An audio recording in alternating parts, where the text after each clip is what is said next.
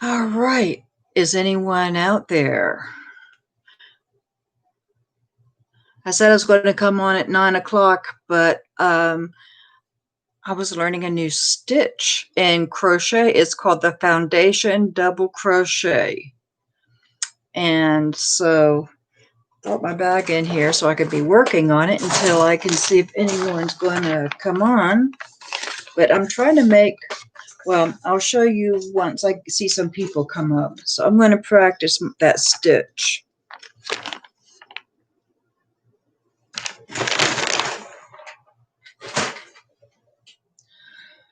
All right.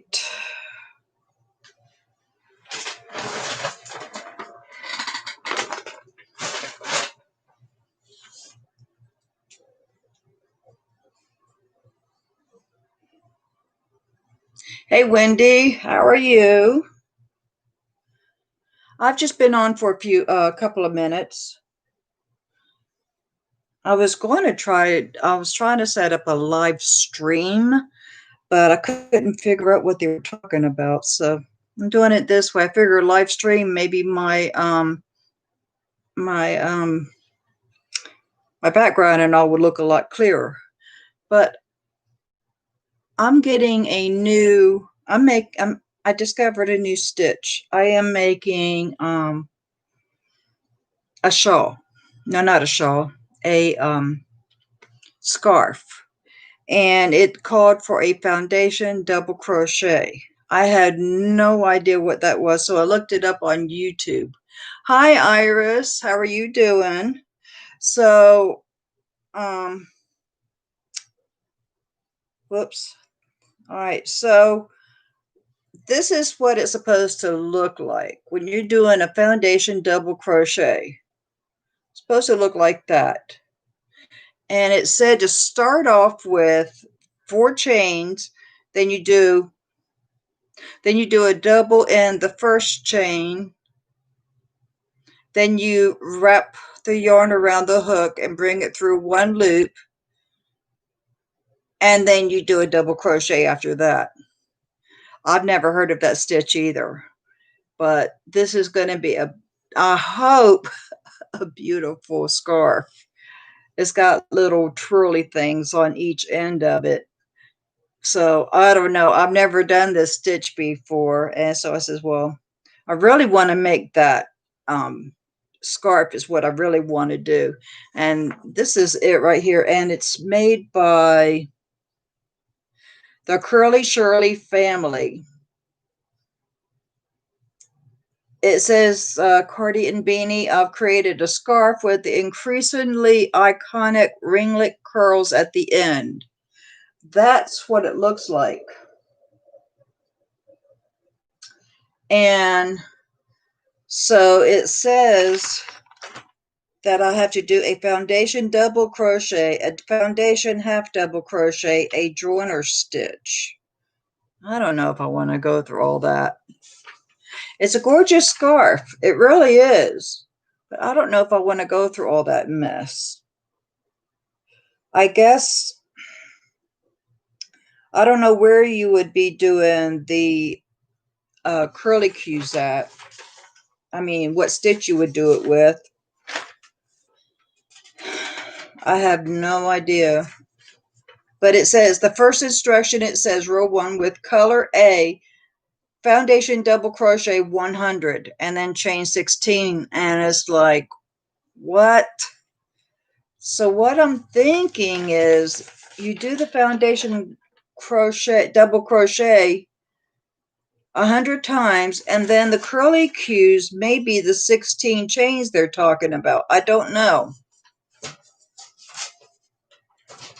Well, I was going to sit at my sewing machine and make masks while we were doing this live, but I don't have my tablet with me, and I forgot to bring my phone with me, and it may not turn out as well as it would if I did it this way. Besides, when I do it on my phone, it takes a lot longer to process and to upload to YouTube. So I just do it this way. All right, so then after you make that first one, then you wrap the yarn around your hook, and then you're going to go into the last double crochet, it says, and then bring it around, and you're going to have 3 loops. And then I'm going to try to do it this way. But then you bring it through 1 loop, and you still have 3, and then you do your double crochet like that. So I guess that's how it's supposed to look. So I thought, well, I'll go ahead and just get it started. I'm going to do this pattern a little bit at a time, because this is going to be a very complicated pattern. I can tell right now. It's got 13 rows, and it's got 1, 2, 3. It's got 6 colors on here. And so I'm using all the pastel colors like they're using. And this is in UK terms. So it's from the UK. So I think that's what it said on the front here. Let me see. Yeah, it said written using US crochet terms, but if you want to use like a half double crochet in the US terms, you would use a UK half treble crochet. And then a US double crochet would be a UK treble. So like your double crochets are our single crochets. So, hey Yornie, how you doing? Yeah, well, we will see. Like I said, I'm doing this little by little, so I thought I'd sit here while I was chatting and see. The first thing I have to do is I have to get 100 of these. So I thought, okay, if I can get 100 done, then I'll do my chain 16, and then I'll stop on row 1, and then I'll come back and I'll start on row 2 the next time I want to pick it up. So how is everyone doing today? I've been doing pretty good today. I haven't really done much. The grandkids went out with my youngest daughter today. She took them to Burger King for dinner, took them to JCPenney because she got her hair. Now her hair was all the way down to her rear end, just about. And she cut about half of it off. So it's like kind of, well, I'm going to, I can do just a picture. I can't do it in this video. Well, wait a minute. No, I don't have my phone with me, or I could show you. But anyhow, it's a lot shorter than she used to have. So it's like sort of almost up to her shoulder, but it's below it just a little bit. And she's never had her hair that short in years. So the hair that was cut off, she's donating for the cancer patients to make wigs. So I thought that was really nice. So so they did that. They went to Burger King, like I said. They went to Ross, and they went, where else did Caitlin say they went? Ross. They went to another store. I can't remember, but anyhow, so they've had a big day today, and they're staying until Monday now instead of tomorrow. I just talked to my oldest daughter, and I told her, I asked her, I says, what time do you want to meet to get the girls? And she says, well, Caitlin, they want to stay another day, and we can do it on Monday. And I says, oh, okay. I don't mind. I don't mind having them around as long as they do what I tell them to do. But right now they're on punishment. No electronics when it's bedtime. I take all electronics: the phone, the tablet, the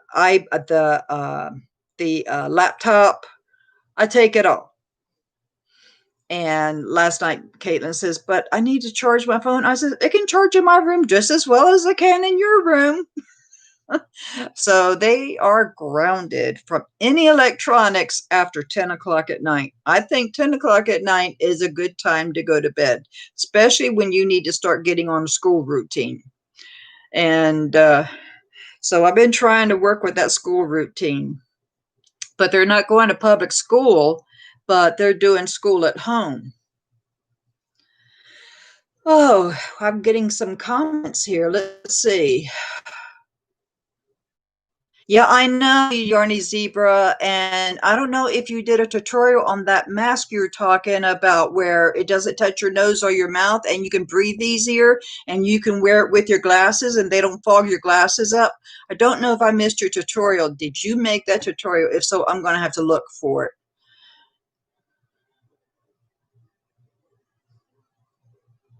Okay, Wendy said that she decided to start making some masks and give them away to people who need them. Oh, good. All right. Let me copy. Well, you know what? Let me go ahead and click on it, and I'm going to save it in my um, save it in my watch list.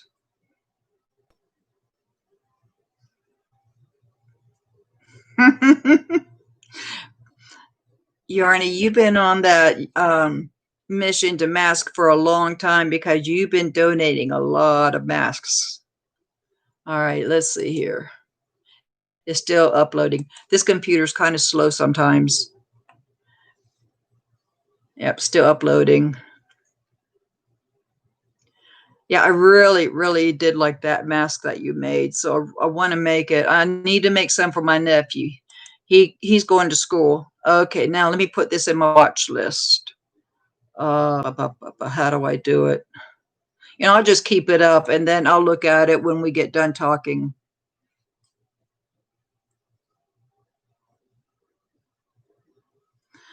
I think they all have a crease in the middle if you're trying to breathe and not fog up your glasses. Is that true? Because see, he wears my nephew wears glasses. So I was thinking about using Yarny Zebra style and make one for myself and see how it feels and then make him one. And he wants me to put sharks on all of his masks. So I've got 5 different types of sharks that I showed him the pictures off of my Cricut design space the other day, and he likes all that I found. So I'm going to be I'm going to embroider sharks on his mask. So you're using a different pattern from what you showed us last week? I think it was a red mask I think you were showing.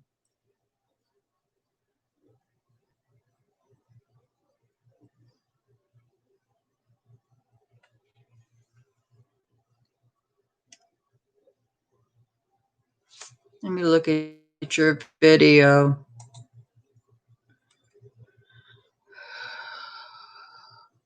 Oh, I saw what Yarny had for dinner tonight. I like it when she's in the kitchen. I like to see all of her inventions. Okay. Tutorial. Oh, that's crochet tutorials.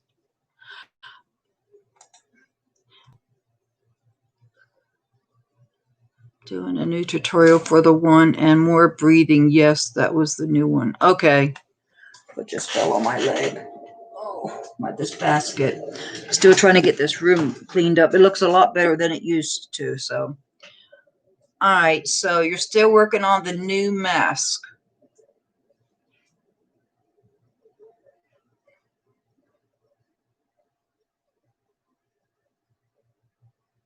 See, I have only made the kind of masks like the paper mask. That's the only kind that I've made so far. And I've made a few of those and I don't like them because I can't breathe. And then my glasses fog up. So I don't like those. So I was trying to find something better. Uh Yarny Zebra, while I'm thinking about it, I know you've got to have 2 pieces of cotton for the front and the back. Now, I've got some scraps of flannel. Can I put flannel in the middle so my sister doesn't have to keep putting new filters in every day? Would that work just as well? Or do we need to have a filter? That's the part I'm confused on. I didn't put a filter in the two that I made like paper masks. I also crocheted one too. And I didn't put anything on the inside of the crocheted one. But it said that I should, like a piece of knit or something, and sew it on the inside of the mask, the crocheted mask. Non-woven. So if I use the interfacing, then she's not going to have to continuously change out the I just lost my thought. The filter. She won't have, if I use interfacing, like iron-on interfacing, she won't have to change out the,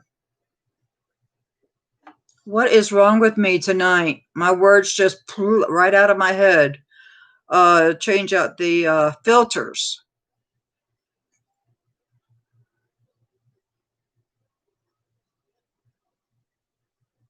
The diaconus. What is the diaconus? Or is that how you say it? Or deaconess?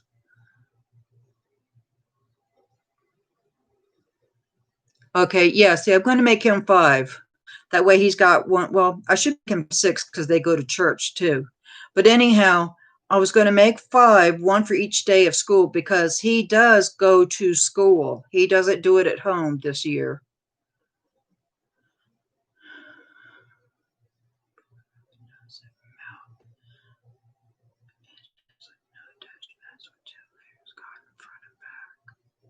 Open up around the nose and the mouth?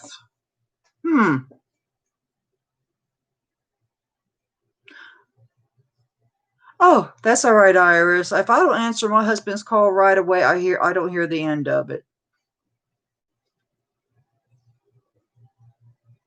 Oh, you see, that's the one that I did. Okay.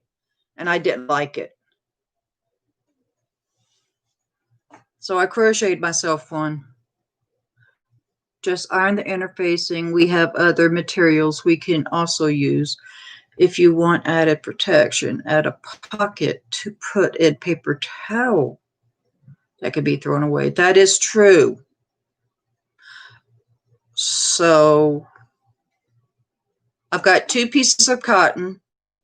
I'm ironing interfacing on one of the cottons or both of the cottons. And then you're saying to add a pocket. So I need to learn this stuff. I have a pattern I got. I don't know where it's at now. It's over probably by my sewing machine. But I have a pattern with the, is it over here? It might be right here. Let me see. I have a pattern that I can cut out, and it's the shape like what your mask looks like, Yarny, but I'm not sure if it's breathable. I don't see it. It's here somewhere.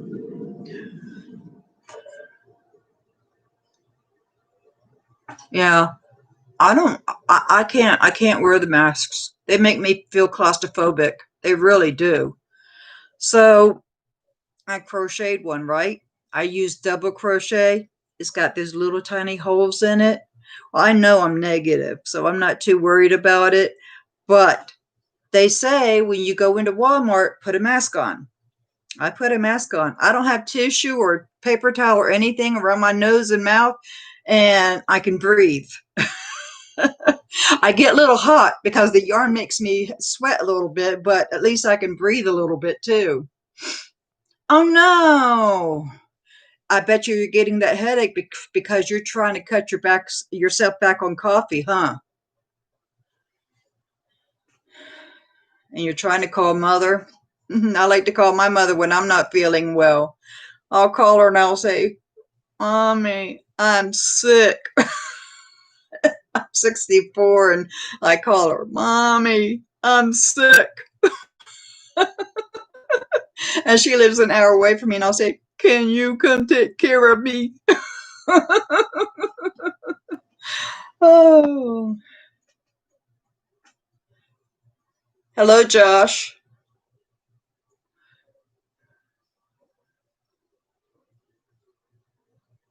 I don't like masks, period. Wendy says she's the same way. I cannot stand, I'm like that too. I can't stand anything covering my face. I feel claustrophobic. I feel real panicky. And I do get panic attacks when I have something covering my face. I don't even like somebody coming up and, right up on my face because I still feel claustrophobic and I get panicky.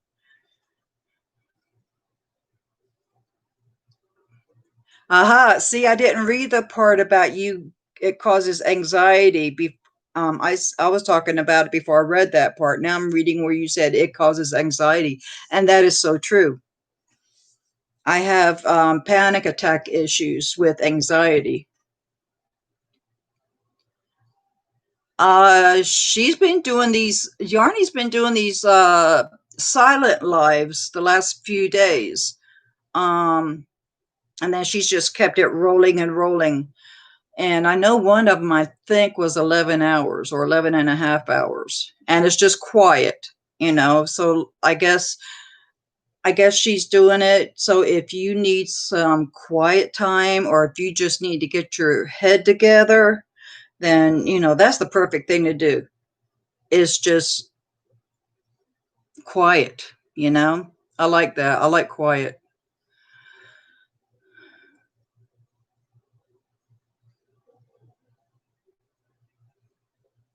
Well, the shower curtain thing doesn't bother me because we have a shower door.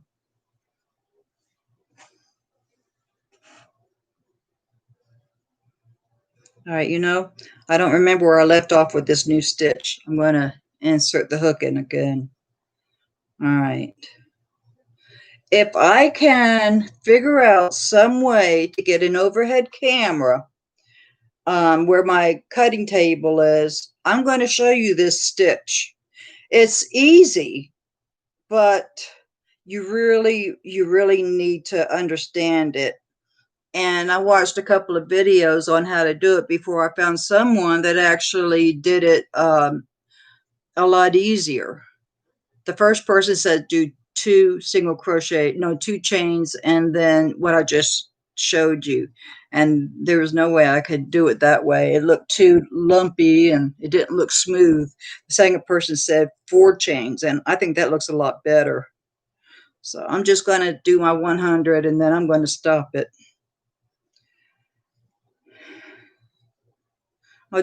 Maybe I'll do a row a day. I don't know. It depends on how the instructions go after this. If I have to do a foundation half double crochet, I don't know about that because I've never done that either.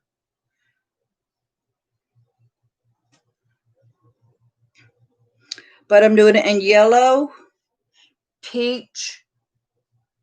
Well, really, I'm using the big twists. So I'm doing yellow, and I'm doing this color here, which is the watermelon. Then I'm doing the baby blue, I'm doing the mint green, and I'm doing the lavender. So that ought to look real pretty.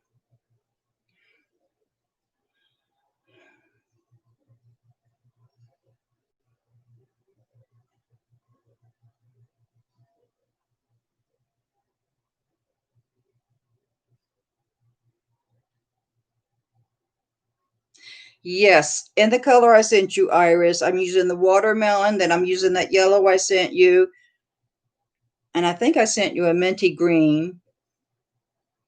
Didn't I send you a blue? So those are the colors that I'm using, yes.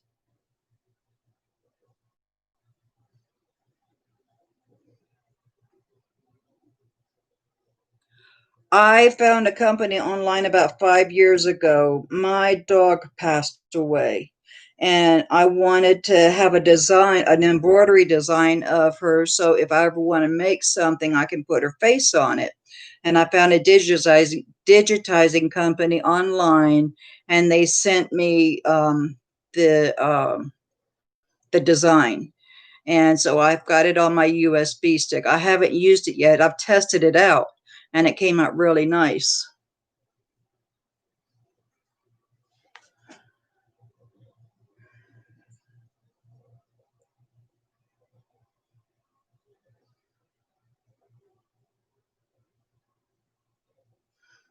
Yeah, don't go cold turkey on that coffee anymore.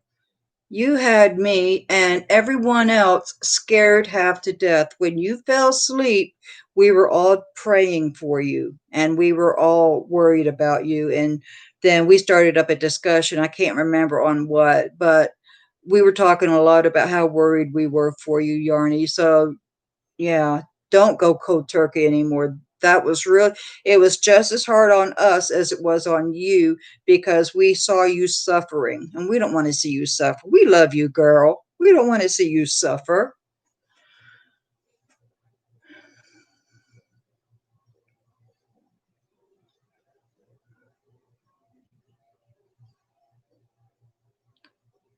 Thank you, Yarny, for catching that. I wasn't sure about him. I was kind of iffy on it. So thank you for catching that. Yes. What were we talking about, Iris? I forgot. We were talking more about her and how worried we were and praying for her than whatever we were discussing. I can't remember what we were discussing. Oh, good girl.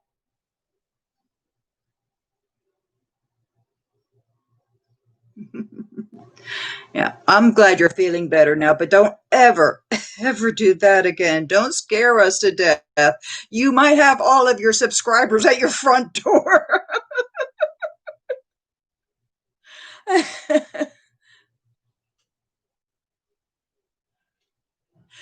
Wendy, did you get your Amazon card?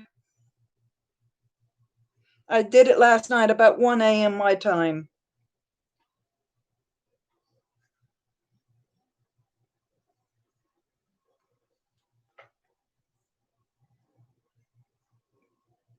I'm pulling my hair in a ponytail. Okay, good. I hope you can find something that you've been really, really wanting for a long time. There's a giveaway going over here in the USA. I don't know if it's worldwide or not, but it's 50 for you and 50 for me. And it's what is it, a $50 Amazon card for the final winner, and then a $50 Amazon card for I guess it's the person that drew the name of the person that won in the finals. When did you send it off, Wendy? I'm so excited. You know, I don't get happy mail from anyone. So I've started putting my address down in the description just in case, so that way if they want to do it as a surprise, they can. And they don't have to ask me for my address. So I've started putting that down in my description with my email.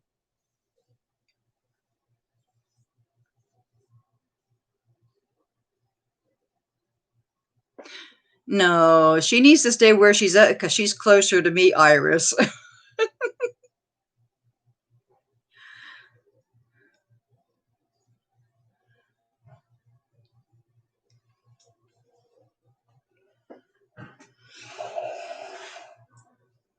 You know what I did today? I got on YouTube and I looked up sewing giveaways. Do you know that the sewing community does not have too many giveaways? I think the last one I saw was like a month or two ago. And then before that, I couldn't hardly find any. So the sewing community does not have the giveaways like the yarn community does.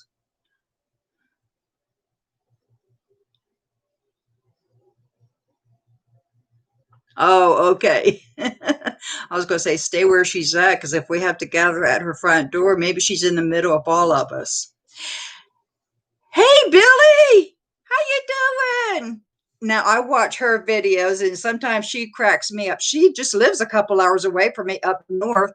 She lives in Northport and I live in Sebring. So we're like 2 hours apart. She's north of me. Yeah, I love those crochet pocketbooks that she's been doing and the little change purses. I love those. They are so nice. So she's got me interested in wanting to make some. and I'm having a craft sale. I hope it's continue. I hope it's going to be in November, like it's planned. I haven't heard anything different. So I would love to make some of those for my craft fair. You live in Sarasota? I thought you lived in Northport.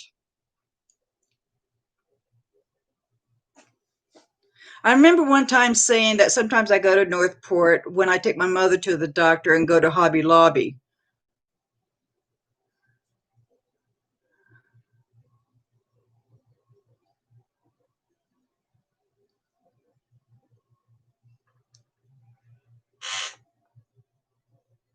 Iris, who are you asking who on? Is it on the Crafty Floridian? Her name is Billy.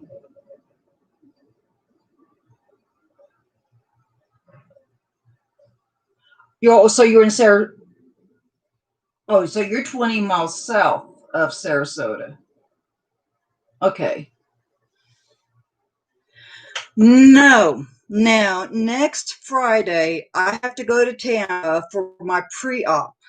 And we got to go up next Friday. That's a 2 hour drive. I've got to get on 275, and that's once you get close to downtown, you're going to be sitting in some traffic. So then we come home that Friday. We're home Saturday, and then we have to go back on Sunday because we're going to have a hotel because my surgery is on Monday. I told my husband, I says, instead of coming home for one day, how about if we just spend the whole weekend up there and Saturday we do stuff that we normally can't do here, and we don't have a Hobby Lobby here. So that's one of the things I want to do. I want to see what they have on clearance for sewing or yarn.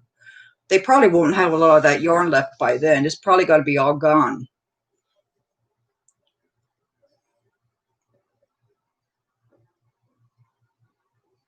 Who does the books?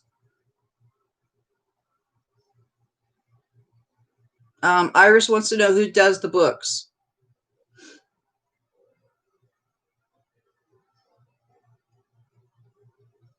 Your sister lives in Venice? Oh, okay, that's not far from me either.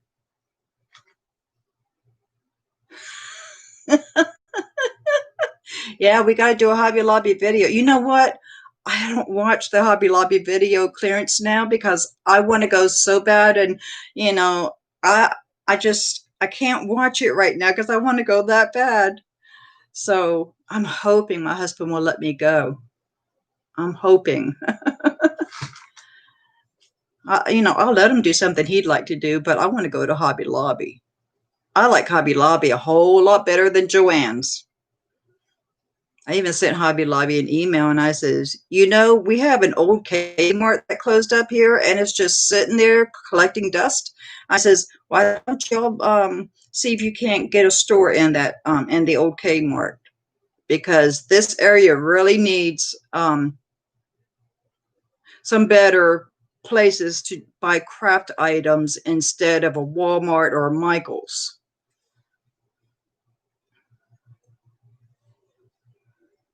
Yeah, I've heard of Spotlight. I have watched some videos from the UK and all, and they talk about Spotlight. Now, what is her name? Gertie. I think it was about a year or so ago. She was doing a premiere on some of her new fabrics, I think it was, at the Spotlight. So that's where I heard about it. They had no yarn. Iris, you did a video on the Hobby Lobby. I I'm gonna have to check and see if I watched it because if I saw you did a video, of course I would watch it.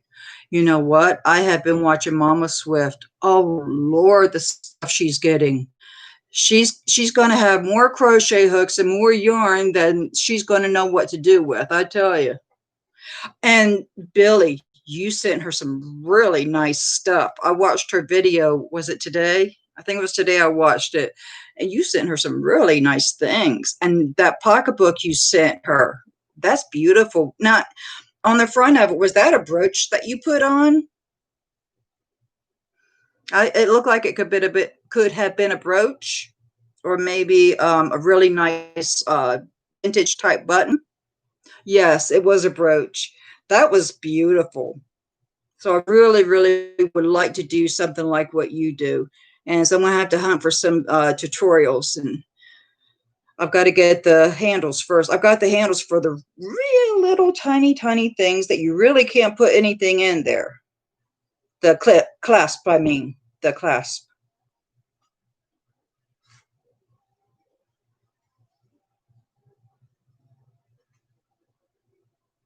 Oh, pocketbook. Yeah. I really liked it. You do a good job, and you haven't been doing those very long. So they look beautiful. And girls, have you seen her project bags? She gets some of the prettiest fabrics.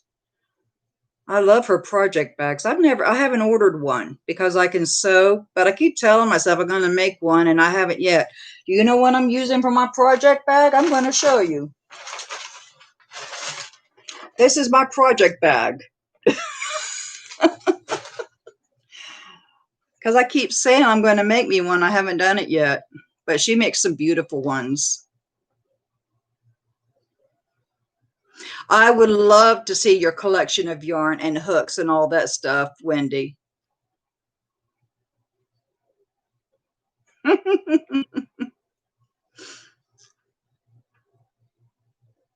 Yeah, you should.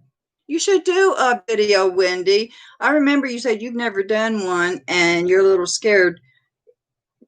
Just pretend that we're talking to each other, like face to face or whatever. That's what I had to do with my first couple of videos until I got used to it. So yeah, go ahead and do a video of your yarn stash and your hooks, and if you want to show some books that you like the best or whatever, go right ahead. Oh, by the way, y'all, I need to turn the light out so you can see it better. But what do you think of this light back here? That's an LED light that I found at Walmart in the school section, and it comes with a remote and it changes colors. You can't tell too well. Now, I'm going to leave for a second. I'm going to turn this light out so you can see that right there.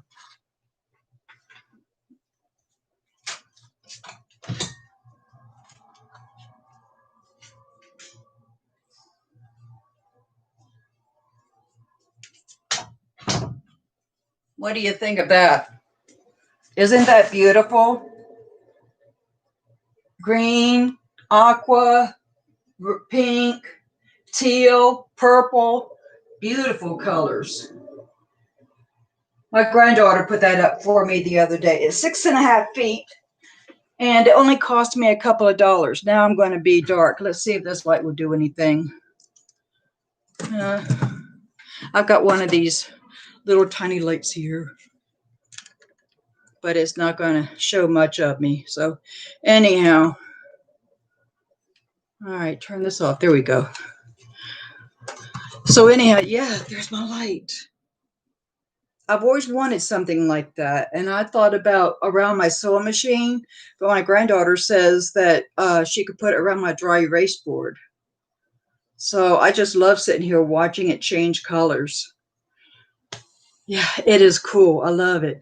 And so go in the book section. I'm not the book section. I'm sorry, the school section of at Walmart. And it was just, if I'm not mistaken, $5, maybe $7, something like that. But it's 6.5 feet long, or inches. Where's the box at? I think the box has gotten thrown out. But it's 6.5. What is it? 6.5 inches, I think it is. No, it can't be. 6.5 feet. Yeah, that sounds better.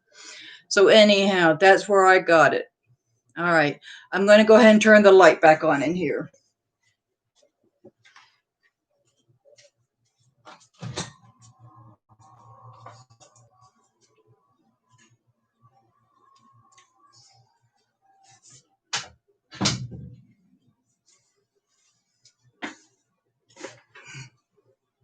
All right.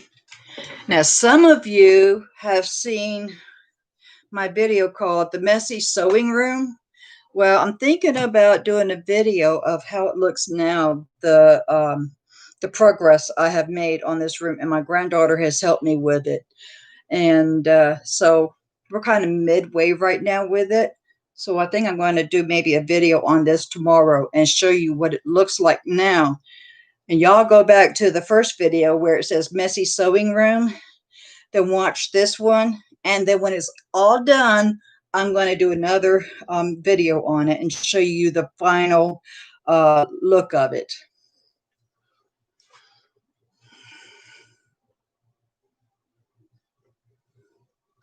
I really don't look at that light, Iris. I really don't look at it.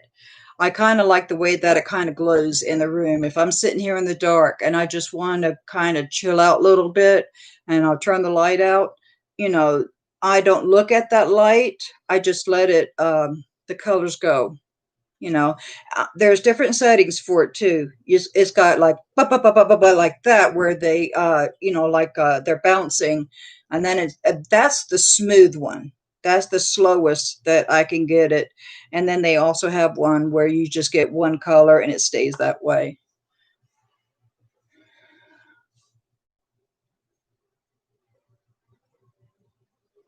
I think it is for the kids' lockers. That's what I was thinking, or maybe college kids for their rooms. I'm not sure. But that's where I found it was in the school section. I found a lot of good stuff in the school section too. A lot of good stuff. Matter of fact, I did a haul on it, and I think it says like Walmart, or was it Walmart and Dollar Tree together? Anyhow, I did a haul on what I found in the school section, and it was like a month ago. And I just now got it put up because we came across it when Caitlin and I was cleaning this room the other night, and she says, "Oh, Grandma, can I put that up?" I says, "Yeah." I says, "I haven't done anything with it because, I've been trying to figure out where to put it." She says, "It'll look real cool look real neat around your dry erase board." I said, "Okay." So I says, "Go for it." So she put it up. She's got some good imagination. I tell you what, she would be a good decorator because she's really been helping me a lot in here, giving me ideas. Let's see.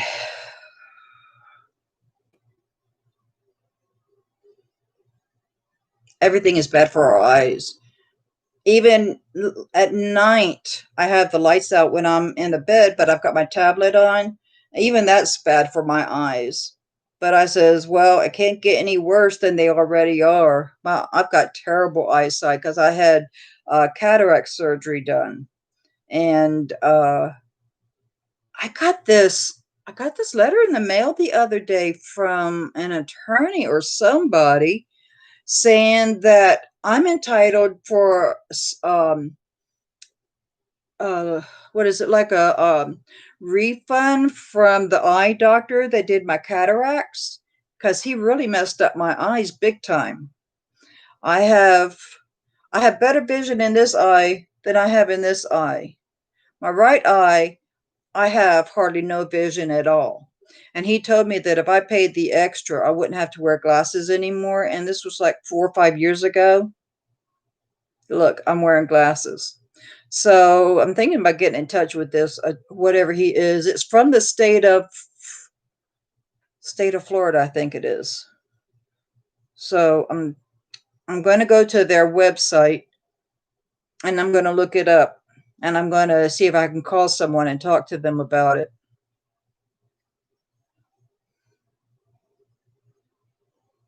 Yeah, if Yarn, if I did have something written in fluorescent, it would really light up really pretty. I think I've still got some of the lights left, or did Kate? I can't remember if Caitlin told me I had some left or if she used them all. I'll have to find out.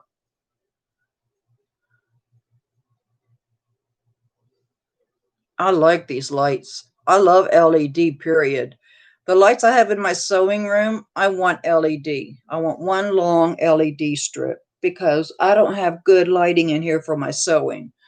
So, I would like to have a long LED light.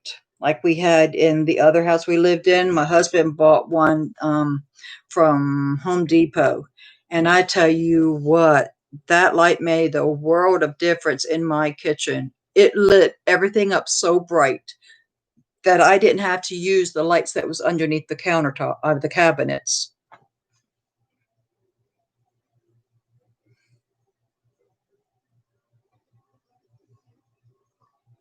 Yep, I'm going to do.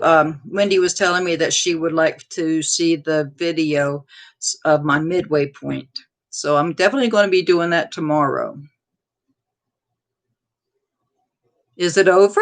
The 50? But I just watched a video today and two videos today saying, and they were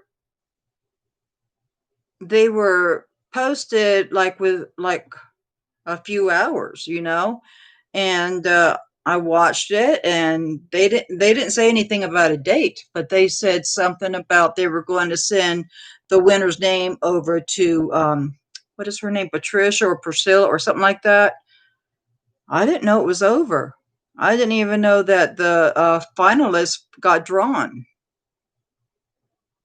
And I'm subscribed to Distinctive. What is her name? Distinctive Crocheter or whatever. I'm subscribed to her, and I haven't seen anything about her drawing a finalist. Maybe she did. I've been watching so much YouTube since we've had the quarantine, and that's all I watch anymore.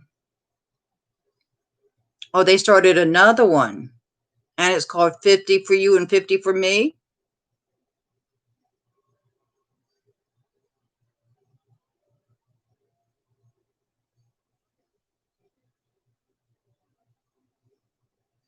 The LED lights do last longer. That's one good thing about them. And the one that we put up in our kitchen, when it goes out, we have to buy a whole new LED light system. The case, I guess the case and the light bulb and everything. Yes, it does. It costs a whole lot less to run the LED lights. I like LED.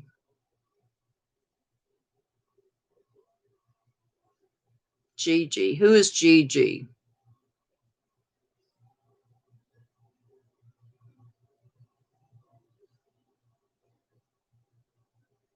Okay, Distinctive Crochet. Yeah, Wendy, what's your favorite hook to crochet with? You're playing my playlist. Oh, thank you. My favorite crochet hook, I have two of them, the G and the H. Those are my two favorite ones. I don't like the larger ones because they're so big and bulky for my hand. So I really don't like those too well. So is Distinctive Crochet going to be in charge of this one also? The 50 for you and 50 for me?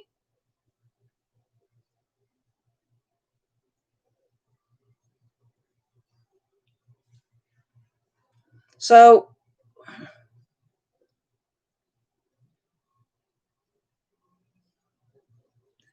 Iris, can you hold down the fort? I hope she can.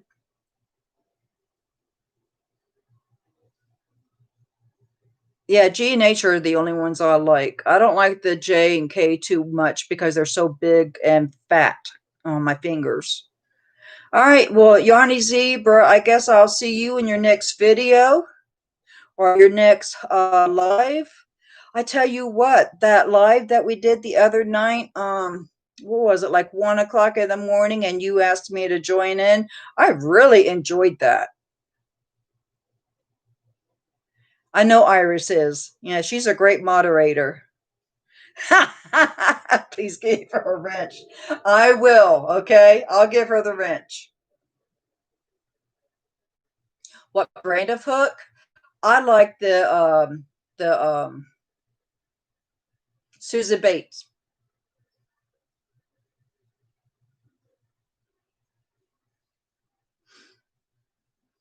When are you going to do your next live, Yarny?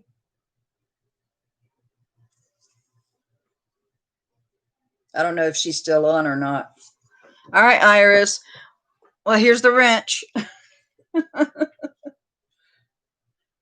I like Boyd too, but I think I like Susan Bates the best. All right, 5 1/4. Let's see, what would that be? I think that's either a G or an H hook in the US.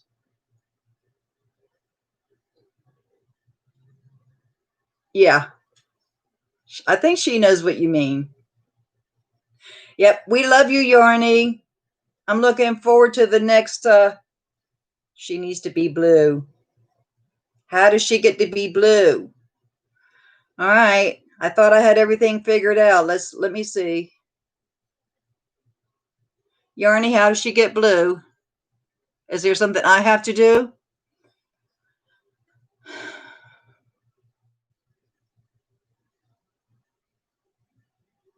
See, I'm still learning this stuff. Oh, I see the wrench next to Yarny's name. Okay. I always wondered what that wrench meant. Now I know. Yarny, are you still here? Okay. Wendy, get some videos up of your Yarny goodness. Yes, definitely. Yarny, how do I get the wrench next to her name?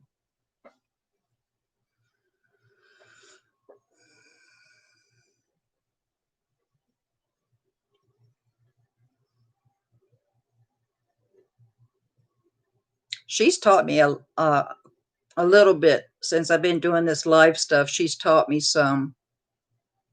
Click on her name. Okay, hold on. Yarny, stay with me, okay? Click on her name. Do I right click?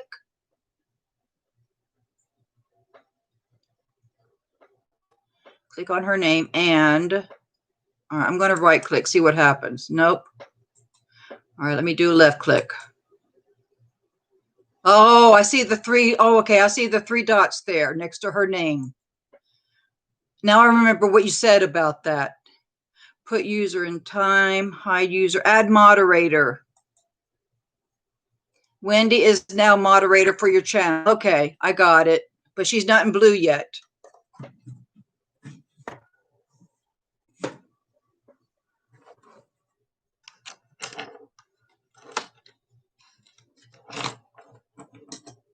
The 3 dots will appear. Yeah, I clicked on the 3 dots and then I clicked on add moderator.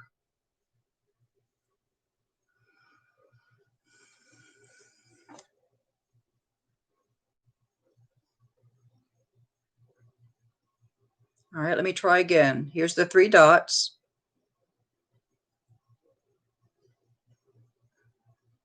There she is. She's got the wrench. Okay, there you go. No, that's Wendy. I clicked on Wendy's name. Wendy, did you want to be a moderator? I meant to click on Iris. If you don't want to be a moderator, I can take you off. Okay, here we go. Make sure I got the right person. Iris Perez. There we go. All right. I'm blue. Yeah, Wendy. Do you want to be a moderator and catch all those bad people?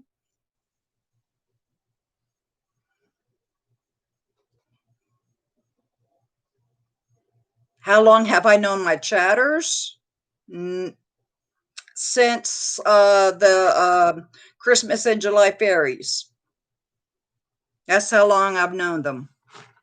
I used to do, well, Debbie, she's on here sometimes. She's been with me a long time, but I used to do lives a few years ago. And then I stopped. We moved here and I never got back into it. And recently I've been wanting to get back into it because I met so many nice people through the Christmas and July fairies. And so I thought, you know what? I'll just start doing lives again and see how it goes. Okay, well, Wendy, I will keep you with that wrench next to your name. Keep your guard up, girl. A troll is a troll is a troll. Yes, they are. Yes, they are. You know, at first when Yarny Zebra was talking about a troll, I says, a troll? What is she talking about? And she told me what she was talking about. I didn't think a troll would be like somebody peeking in on your conversation or whatever. All right. Good night, Yarny Zebra. I will talk with you in our next live, either you or me. Love you, girl. You take it easy and you be careful with that coffee.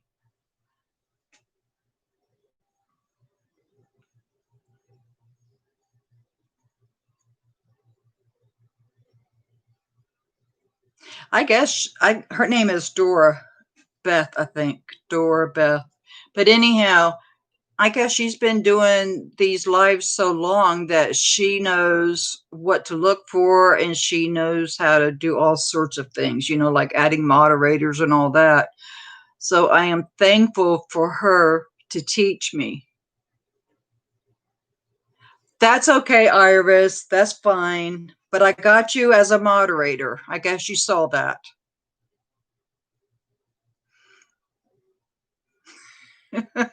I see those tears. I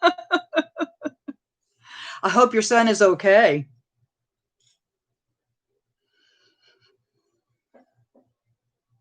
How dare he move your sitting area, right? That's what I tell my husband. I would tell him, don't touch that. Don't you dare touch that.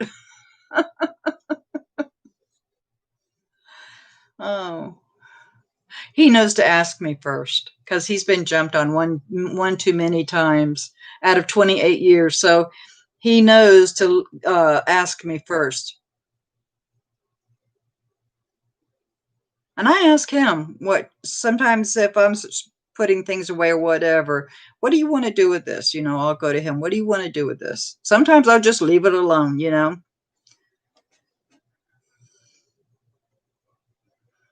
But husbands are so funny. They say that men always say that they can't, what is it, that they can't live with their wives, but then they can't live without them. Is that what it is? Well, same thing with us wives. We all probably feel the same way about our husbands. Exactly. If you don't want to be positive, don't watch because this is a clean channel. I have a clean channel. I never put anything nasty on it. Now, I did catch someone today and I just wanted to double check. She sent me a comment, oh, this afternoon on one of my videos, and she says, I'm alone. And I thought, okay, fine, whatever. And then a few minutes later, she writes another comment and she says, what was it? But in other words, it sounded like uh, pornography to me. So I looked at her picture in that round circle and I went, something doesn't look right. So I went to her channel. She is butt naked. She's got her chest down on the floor or whatever with her legs up tied together. And I went back to my comments. I reported her as being pornography and sexuality. I reported her.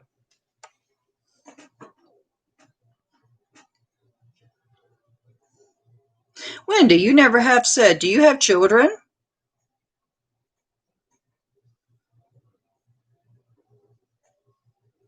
I think I should go back and make sure that her comment still isn't there. Maybe I should go back and make sure I deleted her.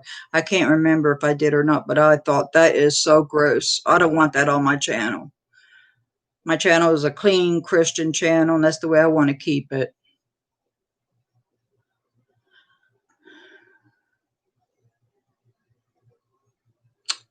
Why do they do that? Why do they do the thumbs down? If they don't like the video, they don't have to watch it. Who was I watching? And it really, really upset her. Now, it upset me a couple years ago. Debbie would tell you about this because I was about in tears. I did a live and I was about in tears. And I told whoever, watching and whoever was commenting about the comments I got on this one video. It was me showing how to make a hanging pot holder. and it upset me so bad. That was one of my first videos. I didn't have any fancy equipment. Um, I didn't have a fancy room to do it in. And so, I'm still learning. And it upset me so bad. And everybody that night told me, don't worry about it. You have us. We all love you. And then I started drying up my tears, but it upset me really bad that they made a negative comment and they saw that it was years ago. Why would they comment on something that was like 7 years ago? I don't understand. Oh, you have 4 children. I stopped with 2. After the youngest one, I said, that's it. No more. I wanted a boy and girl, but I got 2 girls, so that was all right with me. I don't know what the purpose is, Wendy. I have no idea. But, there's a lot of mean people in this world. I have told my grandchildren about it. We were talking about it one night while they were here this time. And I told them, I says, oh, Emmeline, that's what it was. I didn't know she had a YouTube channel, right? So I called my daughter and I told my daughter that she's got a YouTube channel. And my daughter asked Emmeline a few questions, and told her practically the same thing I told her before I called my daughter. There's a lot of mean people out there and they can find out where you live. And I told her that she's 9 years old. But come to find out, she's under her father's channel. She just added a name under her father's email because my daughter says, well, Emmeline, how did you get an email? You're 9 years old. You can't get an email address. And then that's when we found out it was under my son-in-law's email and his channel. And so, where it says switch accounts, so she does that. She'll switch to her account. So, then we felt better about it. But I told her, I says, there's a lot of mean people out there. And I says, it's hard to trust people these days because of the times that we live in. And I told her, I said, you need to be careful what you put on YouTube. I said, because the mean people out there, they see a sweet little innocent little girl and she's probably making Play-Doh or something, out of flour or however you make it. And she does have a video of something that she was teaching that she makes with the microwave, and it's a cake, and it's a really good cake too. It's like a cake in a mug, but anyhow, so I told her, I said, you need to really be careful.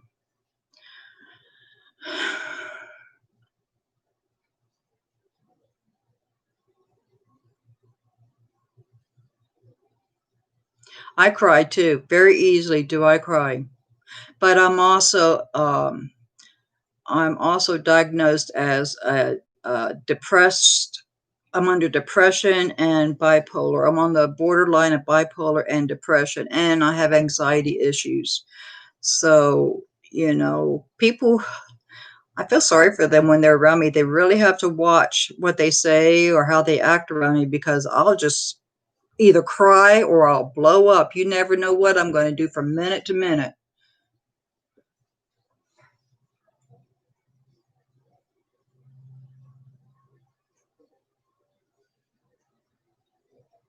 Wow, your youngest is 17. My youngest she's 37. Yeah, 37. Wait a minute. No. Yeah, because my oldest is 40, and my oldest was 2.5 when her sister was born.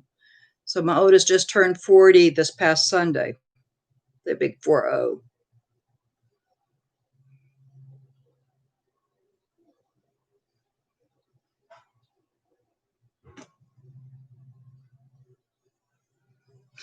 We all have feelings. We're all human.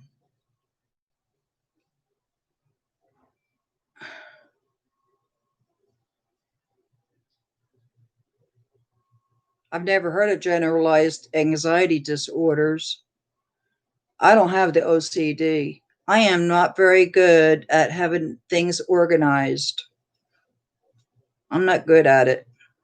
And I wouldn't have gotten this far on this room without my granddaughter this week. Sometimes she'll come to me and she'll say, Grandma, you ready to work on your room? And I say, yeah, come on, let's go. And so I wouldn't have got it this far without her. So I'm very proud of what we have accomplished so far. We're doing pretty good here. So I've got to finish cleaning off my cutting table. I want to get my serger over there. I haven't been able to use my serger since we moved 2 years ago. So I want to get my serger next to my sewing machine on the cutting table. And what the problem is, I don't know what to do with some of that stuff. And I've also got 2 boxes going now. I'm doing for the thrift store. So, and I've got some new patterns that I added 2 nights ago, I think it was. And sometimes I like to do a video on the patterns that I've added into my shop. So I've got the Hello Fresh boxes. I've got that box full of patterns that I put on the other night.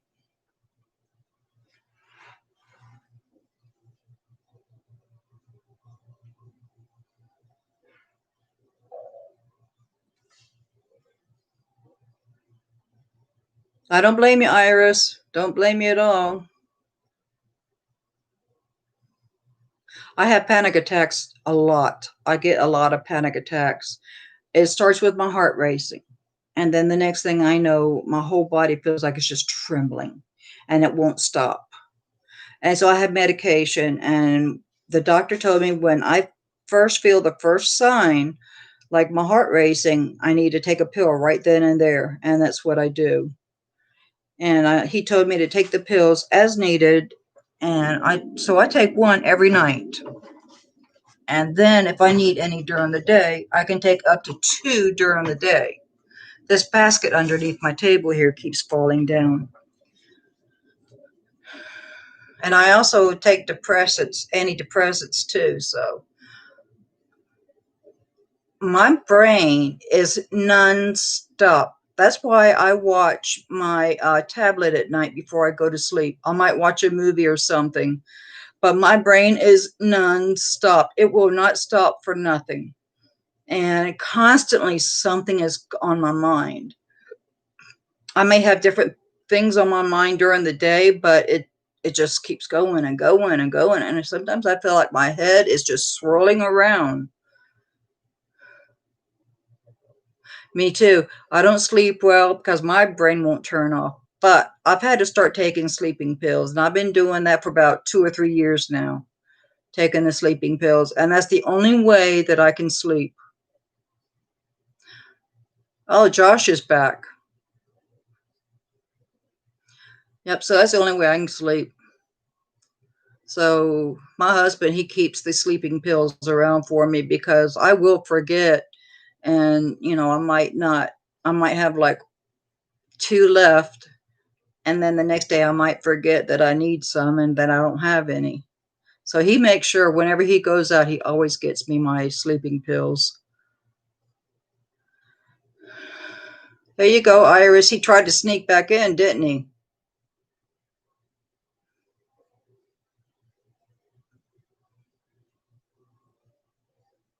I have to watch something. I do.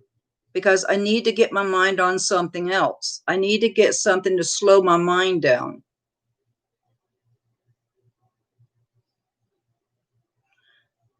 Thank you, Iris. When I saw his name pop back up, I thought that Dora already kicked him off. And I thought once he got kicked off, he wouldn't be back.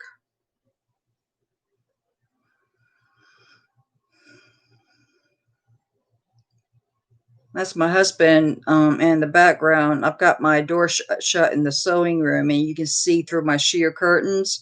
You can see him walking back and forth. He knows when my door is closed to leave me alone. Oh, it's timed out. Yeah. Seems like there's some way that I can automatically, or you or whoever can automatically just get rid of them permanently. I'm sure there's a way to do it. Maybe I need to do some more tutorials, and this one on how do you get rid of people on your live you don't want, besides deleting them off of the conversation. I'm sure there's a video out there. I mean, YouTube has a video on everything. Anytime I need to do a research, like when I was looking for a new car a couple years ago, I got on YouTube and I researched different cars because I saw a car that I really liked, and so I put in the year and the model and everything, and I watched one video after another for about, I'd say probably about 2 weeks, trying to decide if that's the car for me. And it was. I got it and I love it. And like for my new sewing machine, the Husqvarna Viking Designer Epic, that thing is loaded. And it's a very expensive machine, but I got a good deal on it because they were getting ready to come out with a new line, and which is pink. Mine is blue. Blue is the old line, pink is the new one. And really, I don't see any difference between the two of them. I really don't. I mean, mine has the Wi-Fi, so does the pink one. Mine has two USB ports. I'm not sure how many the pink one has. I also have a port. Oh, I can't think of that word, but anyhow, on the side of my machine, and I can plug something else in. What is it? I can't remember. And I've got dozens and dozens and hundreds of designs, embroidery designs. And I also have a help section that takes me step by step on something I'm not sure how to do on the machine. And so I watched dozens of videos just on that machine to make sure that's the one I really wanted, because I knew for 3 years I wanted that machine. But I wanted to double check. Do I want that one, or did I want the brother, what is it called? The brother illusion? No. Anyhow, and so between the two, I finally decided, yeah, I'm going to get the one that I've been wanting for 3 years. And so that's the kind of research I do. When I want to purchase something, I'm going to watch and make sure it's what I really want. I love YouTube also. There's a report them, Iris. What, I just click on his name and and the three dots come up, and then I can go down and do like report. Let me check and see. All right, you've already deleted him. Let me see if it comes up here. All right, there's the three dots next to where it says message deleted. Let's see what happens. Report. I see it. Okay. Report. Unwanted commercial, pornography, child abuse, hate speech.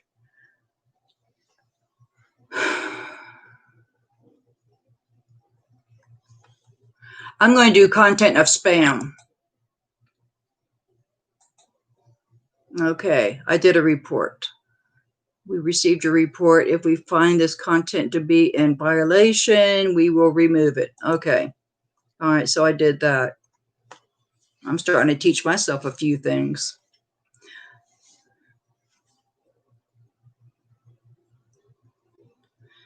I have found quite a few videos on crochet and tea towels. You're talking about the toppers, or are you talking about the whole towel? I have found videos on the toppers. As a matter of fact, I do make toppers on top of towels. I also make dish towels. I haven't done a tea towel, but I have made dish towels, and I make my dish towels out of cotton yarn. It might have a little polyester in it, but I do use the cotton, sometimes cotton blend. Thank you, Wendy. Oh, yep. So I got him reported. That's my second person today.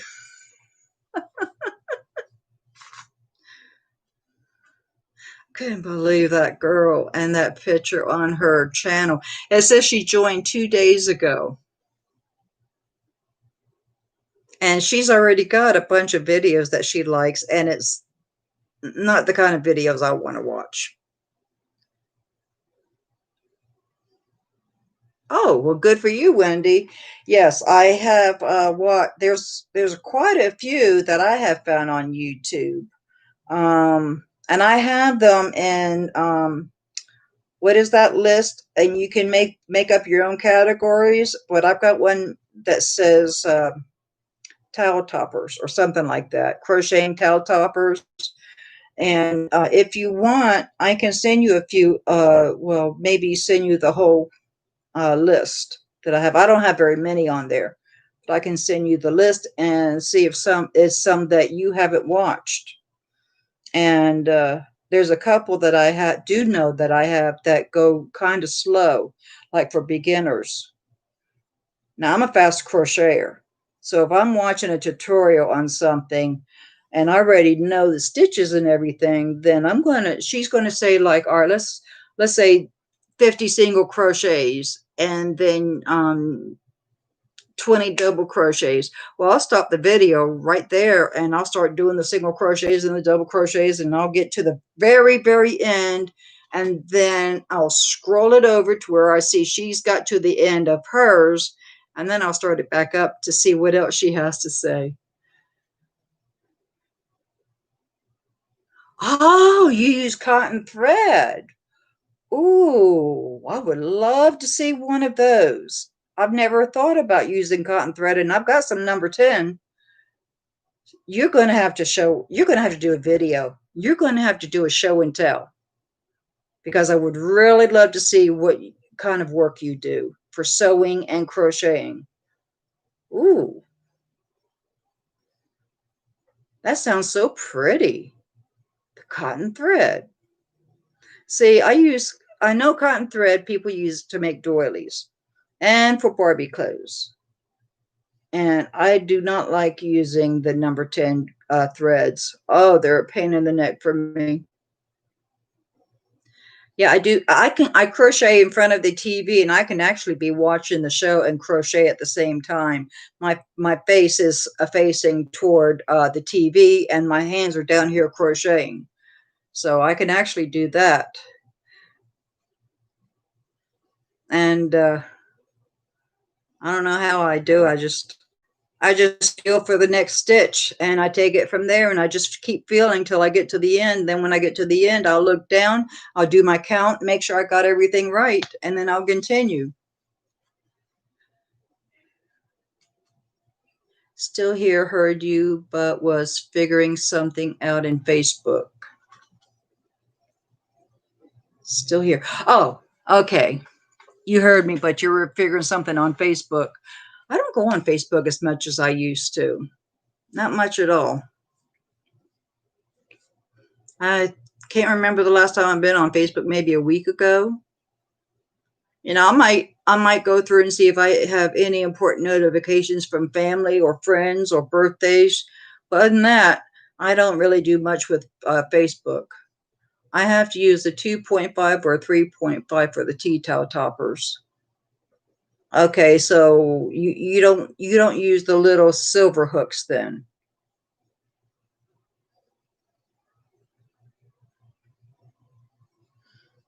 I usually use the little silver hooks for that stuff, and I think that's what drives me crazy. But I've been finding patterns that I can use sock yarn to make Barbie clothes. And see, I want to get some Barbie clothes out for my craft fair. This is my third year doing it, and I have learned a lot from the first two. And November, the snowbirds are down here, and they're wanting a Christmas shop for their people up north.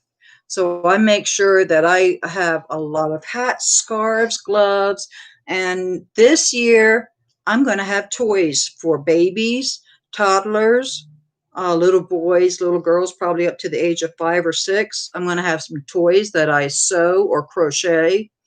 And um, that dress that I showed you, I'm going to make another. Then I also have some other children's sewing patterns that I'm thinking about adding. So, yeah, I'm going to have a lot of new things out this year for my craft fair. And I need to get that sewing machine going so I can get that stuff done for the craft fair because it's in 3 months. I just realized 3 months is the craft fair. Well, less than 3 months. I think it's 2.5 months. Okay.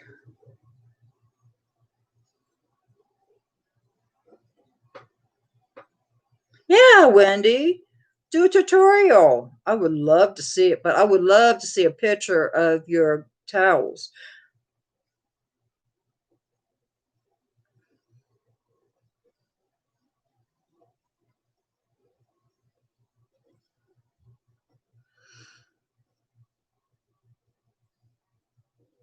See, that's it. My half sister, I think she's my half sister. She's my father's child. But anyhow, my half sister, all of a sudden one day, her husband's Facebook popped up as requesting to be on my friends list. No, no, no. It was that he was already on my friends list. I do not remember adding him to my friends list. I think Facebook is playing games with us now. I think that's what it is. I mean, it's okay that he is. I'm glad it's him and not somebody else. But I think Facebook is starting to play games with us.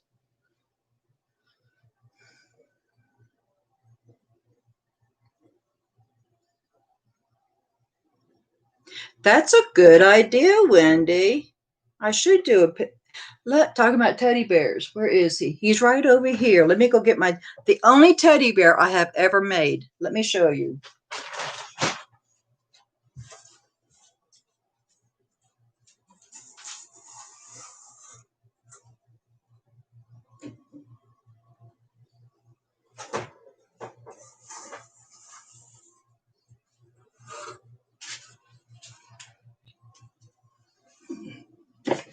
Look at him. That's the only teddy bear I've ever made, and that pattern it's so easy, simplicity pattern. And it was very easy. I did mess up somewhere, but it's been so long that I made him, I don't remember where I messed up at. But if you're not looking for it, you won't see it. And I'm looking for it, and I still don't see it. But yeah, there's my teddy bear. And then, so I had to do 2 layers of the vest for him. So that's what I did. And then I put this around the edge on the inside just for decoration and to hide the seam too. And then I did the same thing for the neck. But I don't see where I made, oh, I see it now. Right here on the arm. I didn't know how to do a ladder stitch at that time. I have learned since then, but I didn't know how to do a ladder stitch. So the seam where I closed it up because I stuffed it and then I had to close it up and stitch it up, I messed up on it, but it doesn't look that bad. I mean, you'd really, really have to look for you to see it. But I thought it was really cute. And then I thought, hey, I've got a little bear button. So I put that on there too. So that's my first teddy bear. And I'm pretty proud of them.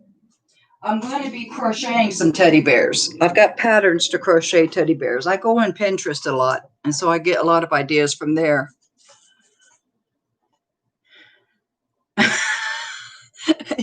It is amazing that yeah, that they have patterns and you already have some.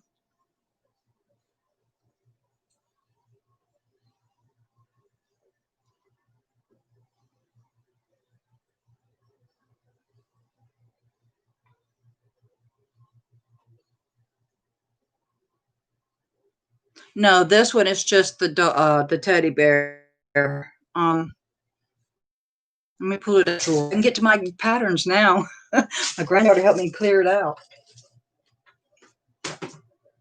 I still have to be careful though, because there's things in the way I could trip on. All right.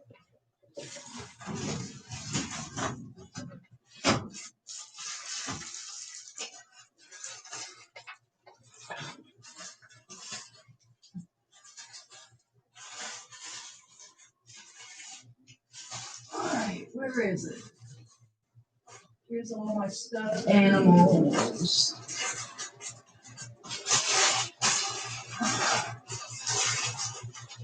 All right, where is he?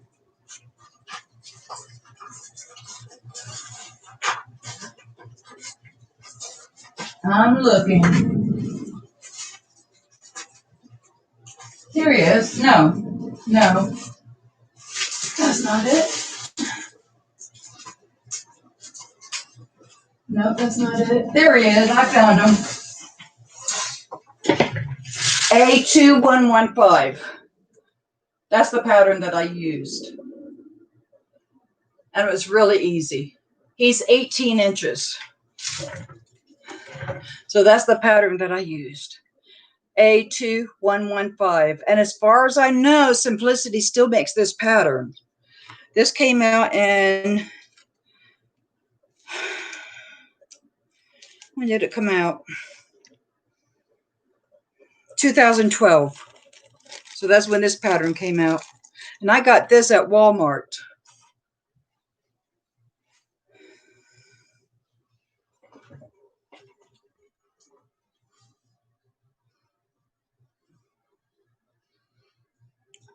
Some things I can make my own pattern, but it's simple things, nothing extraordinary.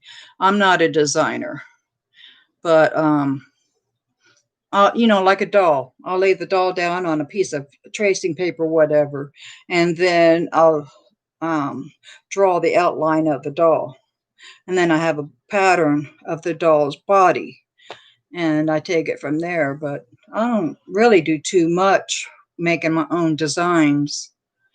Sometimes I kind of wished I did, but and I know that if I did and they were good, I would make some money with it. But I don't know how. I just do simple things for myself and my grandchildren. It is hot in this room. I think I need to turn my fan off. I turn it on. I've been on here an hour and a half. I think I'm getting tired. It is now, it's almost 11 o'clock here, 11 p.m. Yeah, I'm getting thirsty too, and I left my tea in the other room.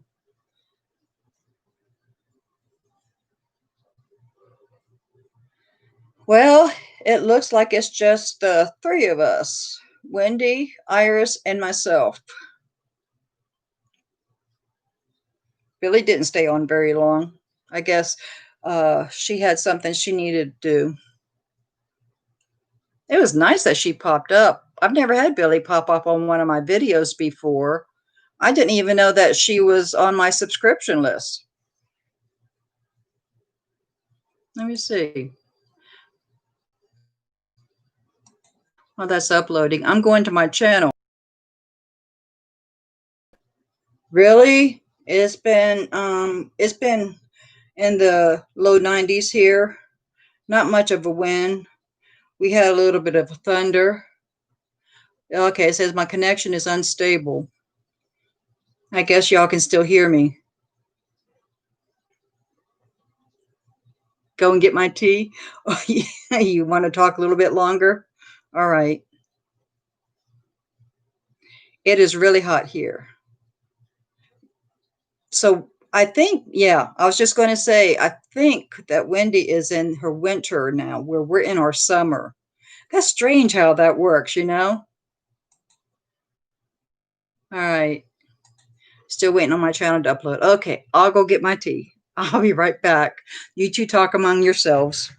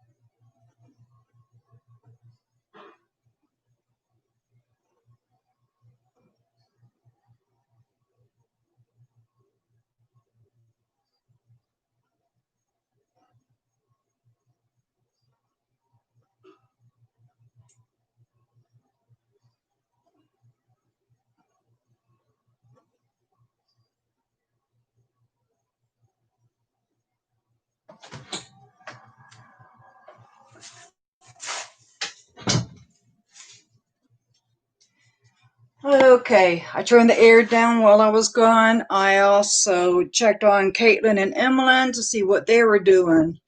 And I refilled my glass of tea because it was like right down to about right here.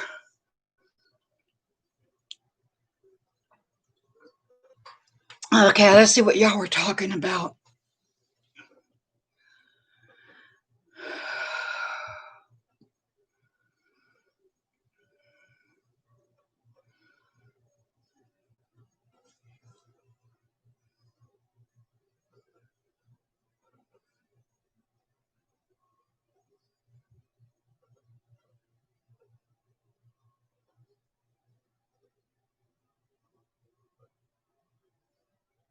Oh, I just read what you said about me giving metric measurements. Yeah, I used to not do that. And then it dawned on me one day, I may have people that use the metric system as my subscribers. And so that's why I started. Oh, sewing is easy. My first sewing book is in that box over here behind me. But my first sewing book was Sewing 101 from Nancy Zeman. It came out in 1995. Now, I took sewing in home ec. I graduated 1975. But 20 years later, I forgot a lot. My mother gave me a sewing machine and I just forgot a lot. So we had this little tiny family bookstore and I went there and that's where I found the book and that's how I got started.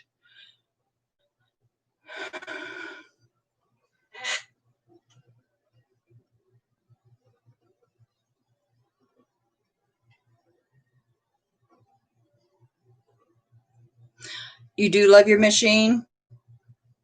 That's a good machine because I looked it up on YouTube. It's a really nice machine. Yeah, we could all help her to learn, huh?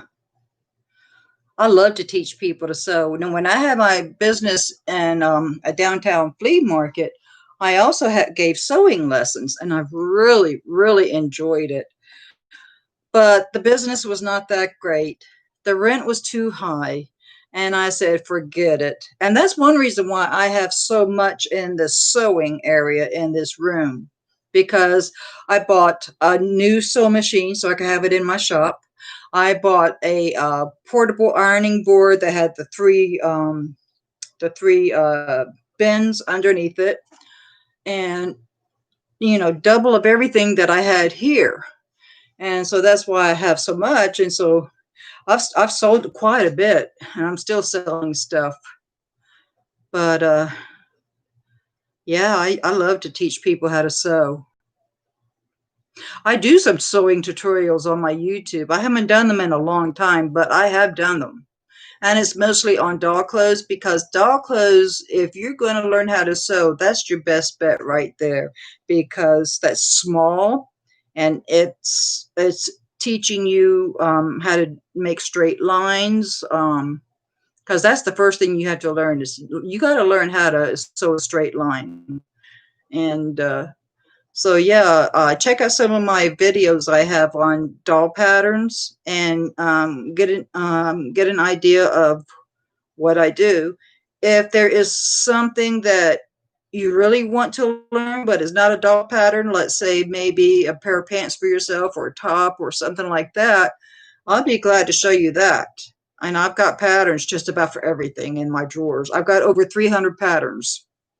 And that Simplicity Buick, Simplicity Butterick, McCall's, Vogue, Berta, New Look, um, uh, y'all probably don't remember or don't know of them, but these are these are handmade dolls, and they're called Sydney dolls.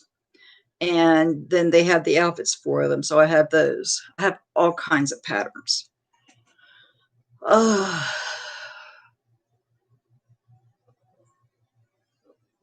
you ought to pull that sewing machine out, Iris, because you can have many, many hours of enjoyment.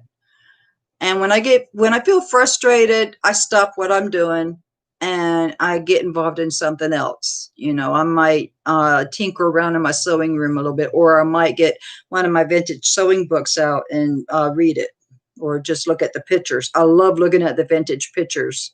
And I still use those books too if I have a question about something, because sewing has not really changed. It's still the same as it was 20, 30 years ago. I even have, I don't know if it's in my shop or if I have it for myself. I have a sewing book learning something, and it was from the 1940s. So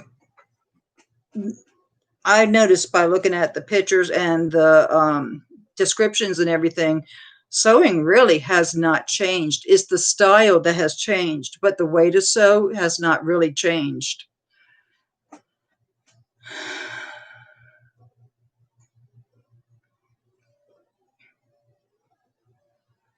Wendy, you're getting like me. You have 3 machines. I have 7, and they're all vintage except for one, and that's my Husqvarna and my serger.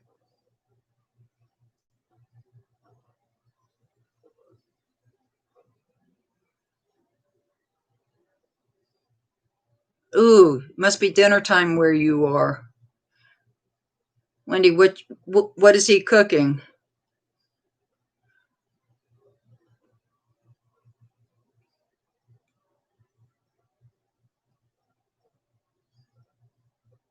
Yeah, having those extension tables are really nice. I don't have one. And see, my machine, I can keep my embroidery unit on even when I'm sewing. So it's not just for the embroidery. I don't have to switch out my units. So that's another good thing that I liked about this machine too, that Brother couldn't do. Brother, you have to switch out your units. So if you're going to sew, you've got to take the embroidery unit off and put your sewing unit on. And so that's another thing that I liked. I can just keep that embroidery unit on 24/7, 365 days a year, and never have to worry about it because I can sew with that on.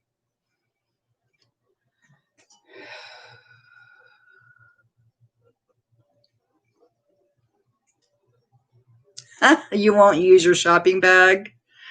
I've made a couple of myself.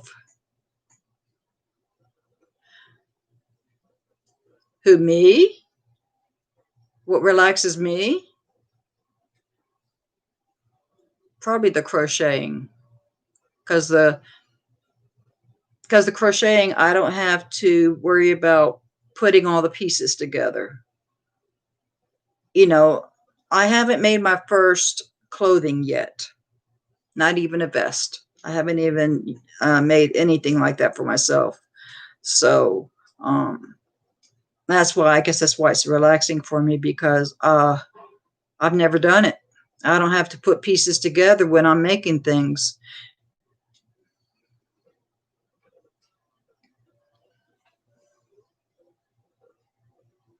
I have I have just this blanket and worked. I have some whips that I need to finish up, like putting faces on and that kind of thing. I've got the things made. I just have to put the last bit of detail on them. Like I've made a doll. I've made a teapot cozy, and um, I need to put her face on it. I'll have to show you some of this stuff one day. I haven't shown you all that stuff. And so I've got a bag filled with stuff that I need to finish up. Sewing, I have 3 or 4 outfits cut out, and they've been cut out for probably about 2 years. One of these days I'll get around to making them.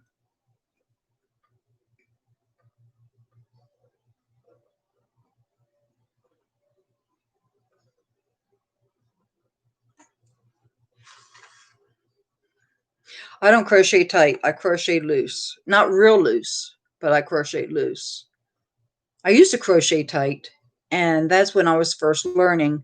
I was 14, and my mother told me, she says, you need to loosen up your stitches.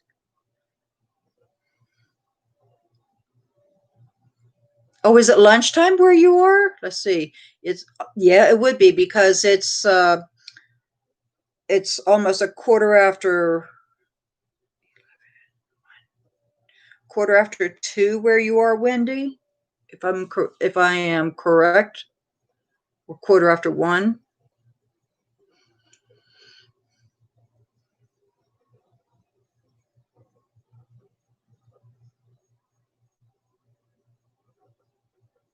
Mine does too. My machine tells me what needle to use and what foot to use because it's got a little picture of it up in the corner of my screen because I've got one of those tablet size screens and it'll tell me up there. And then I have the stitch going down to see what the stitch is going to look like.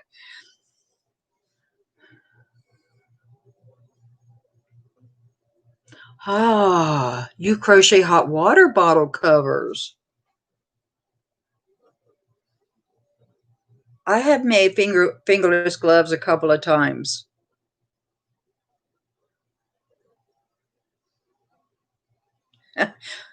You're very tiny. I'm sort of medium, I guess. I'm not really big. I I've got a small wrist. See, I can almost get my fingers close together. So I've got small wrists. I have, I guess I have medium-sized hands because they're not really big and they're not really small, but I do have fat fingers. So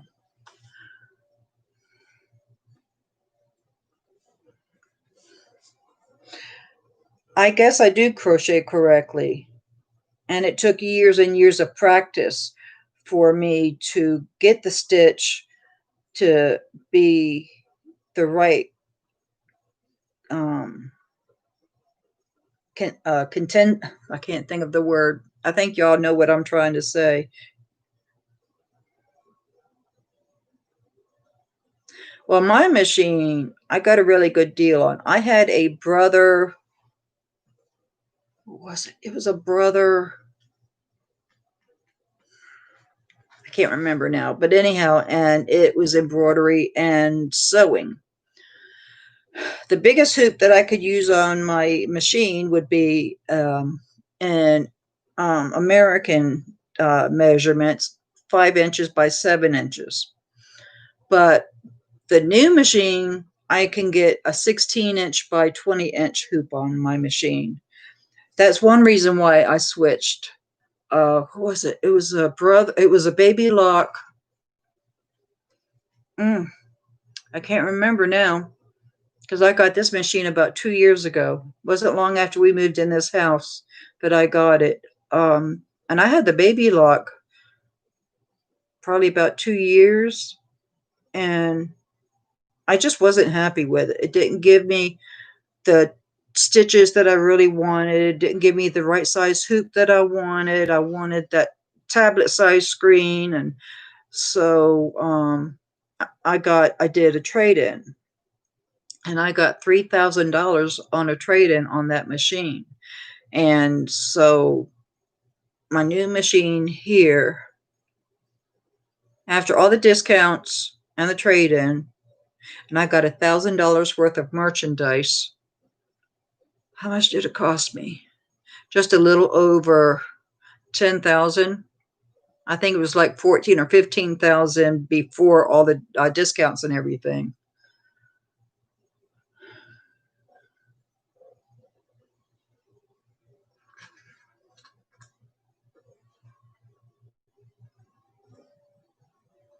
Okay, Iris, you have a good night, and I will see you in the next haul. I mean, the next video, live video, or whatever. Maybe Dora Beth will have one here soon.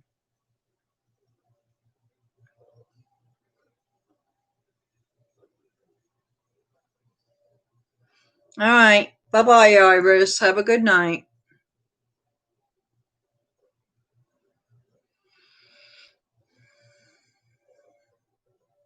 All right. Well, this is what I call medium loose. I'll get it real close up to you. I don't know if you can see it or not, but you see that? And I'm not pulling on it. I'm just holding it up there. And you see the stitches right there? So that's not really tight, but it's not very, very loose. That's sort of like a medium, I guess you want to call it.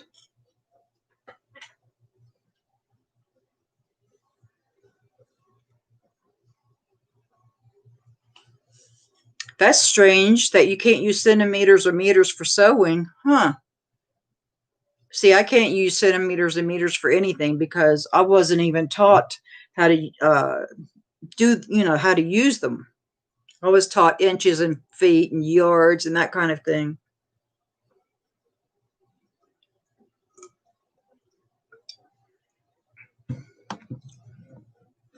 Yes, sewing machine companies are unreal with their prices, but they're not as well made as the old machines that are nothing but all metal.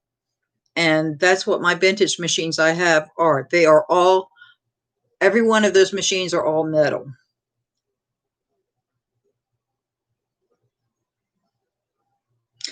Um, hmm, I don't know if you can learn something like that on YouTube or not. Um, See, my mother taught me, and I've been crocheting about 50 years, not as much as I have recently. Since my kids have grown up and the oldest one is married, the other one, she's moved out. I have a lot of time on my hands, especially since we've been quarantined.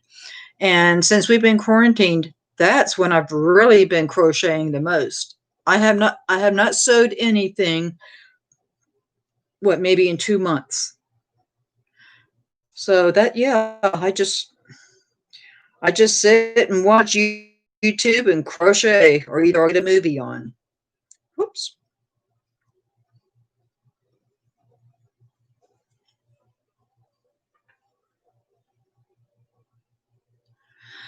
My first machine was my mother's machine. She got that machine when I was 2 years old. She made most of my clothes on that machine. I did have a few store bought clothes, but most of my clothes growing up was handmade on that machine. It is a Kenmore um, 1528, I think, and it's green and it has the black discs that you have to put in the top for your different stitches. So I have that. Then I've got a Singer 201-2. It's from the Kenmore is from 1958. The Singer is from 1949. I have a Singer featherweight. It's a two 221, and that's from 1947. And I got that for $200 with the case, with the original feet, with the original pin cushion. It looked like it was handmade. And I've got that pin cushion um, up on one of my shelves. I just use it for a little decoration. What else do I have? Two Singers. Oh, I have a Singer Touch and Sew from the early 70s. I have, oh, what is the other ones I have? I can't remember. I've got so many.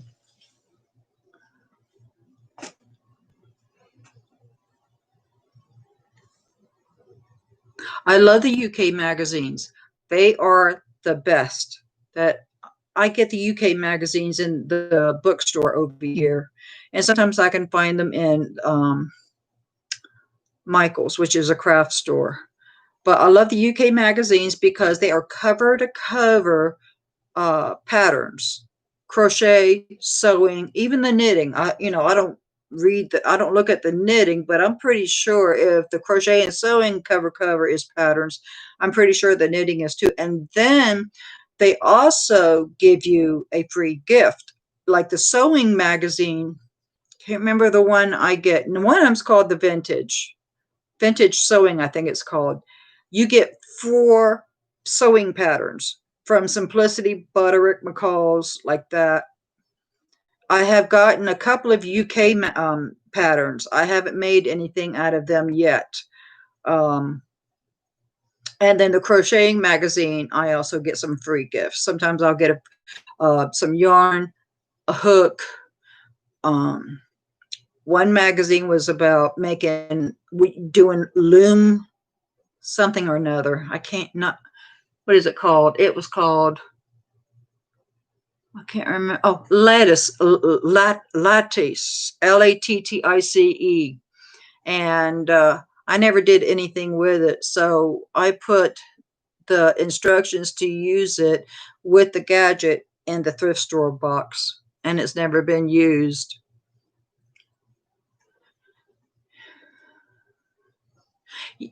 Exactly. Fabric and patterns were a lot cheaper back then. My mother still has some of my patterns from when I was growing up. And she says that it's cheaper to buy your clothes these days than to make them. I says, yeah, but if I make my own clothes, then it doesn't look like somebody else walking down the street because I add things to my patterns a lot of times. Like if I have, like a regular waistline area, but you're sewing the skirt onto the bodice, I might put some lace there or some kind of a trim, because I'm a girly girl. I love the lace. I like the trims. I like the ruffles. I like all that stuff. And so that's what I do. I just make it how I feel, how I like it.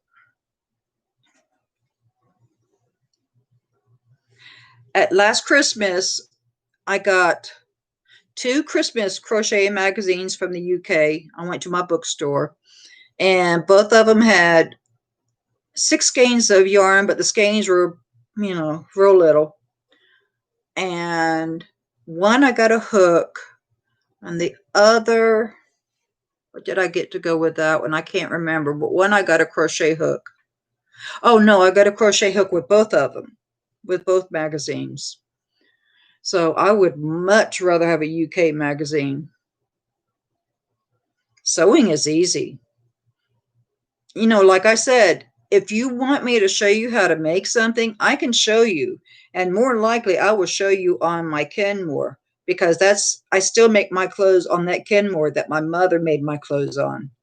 So it'll probably be on the Kenmore that I would do it. Besides, it's in a cabinet and I've got that leaf that extends from the cat where the machine is.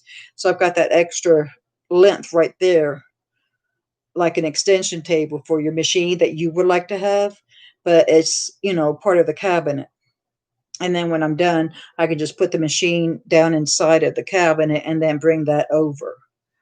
So, yeah, if there's something you want me to show you to make, uh-oh, my yarn got caught in the wheel of my chair. Hold on.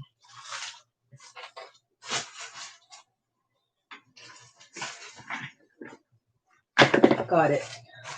If there's something that you want to learn how to make, I'll be more than happy to show you. Just tell me what it is. And like I said, I probably have a pattern for it.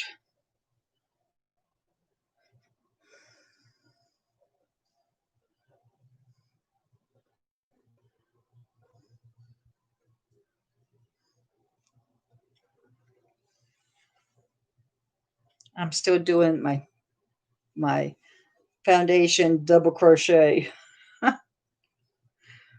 I'll eventually get 100 on here. I haven't been working on it much since we've all been talking.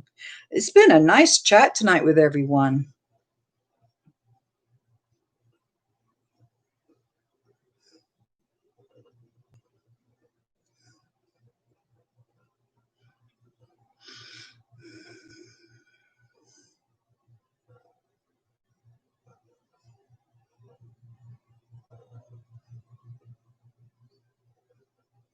Oh, okay. I can show you that. Matter of fact, I do want to cut some patterns out and put it onto fabric, so I can show you. You're talking about how to line it up with the grain and all that. So if that's what you're talking about, yeah, I can show you all that, and I will take it slow. Matter of fact, we can do it over Messenger through Facebook. We can do a live chat that way. That way you see me and I see you. We can talk back together instead of you typing and I'm talking. You can actually be talking to me without the typing. And so we can do it that way. And is there anything particular that you would like to cut out? Is it like you want to cut out like a craft type item or clothing item, or what are you thinking about? Because I probably have a pattern for it.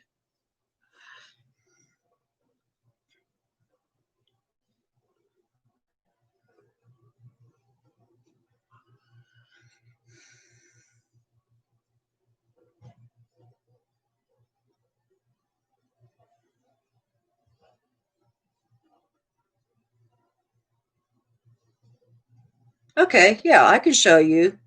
And give me an idea on what um, type of pattern you would like to see. And I probably have one similar to it, or I might have the same pattern number. I'm sure you have like Simplicity Butterick and all that, right?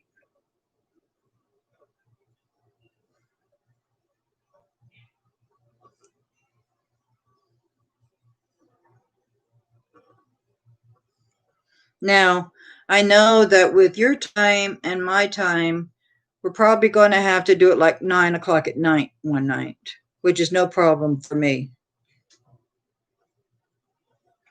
Um, so it would be like 11 in the morning for you if we did it at 9 o'clock at night for my time.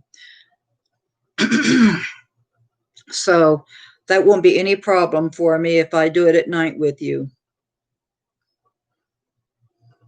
So decide on what you would like. Wait a minute. I have a pattern I bought from a thrift store of a skirt I'd love to make, but even just a basic pair of shorts so I know what to do. Okay.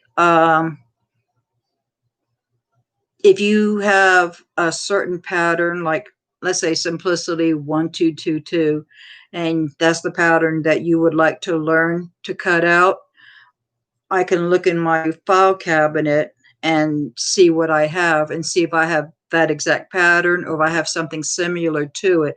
I do have some patterns for shorts, but my advice on that, and I know from experience, when I was trying to refresh my memory on sewing 20 years later after high school, I tried to make my first pair of pants. Well, it didn't turn out right. I couldn't even, I didn't have two legs. I don't know what I did wrong. So thank goodness I had a friend. She had an alteration shop. I went down to her shop and I says, what did I do wrong? She got her seam ripper out. She started ripping out the seams and she helped me through it. I don't remember exactly what she did, but now I can make pants and I can make shorts. I can make anything like that now. But for refreshing my memory, I probably wouldn't do that. I would probably do something a little bit easier, like maybe a summer top that doesn't have sleeves on it, that does not button down. Maybe a summer top that's two pieces that you sew at the shoulders and that you sew down on the sides and put a hem in and put a facing in for the neckline and then put a facing in for the arms, you know. Now, instead of me doing facings, what I use bias tape. That way I don't have to worry about hem. I don't have to worry about working with a facing to put underneath the arms or the neckline. So I use bias tape for the neckline, the armholes, and the hemming. No, it's not the best thing to start with. I would not, no. I would highly recommend to start with something easy, just like I said, a two-piece pattern like a tank top. Okay.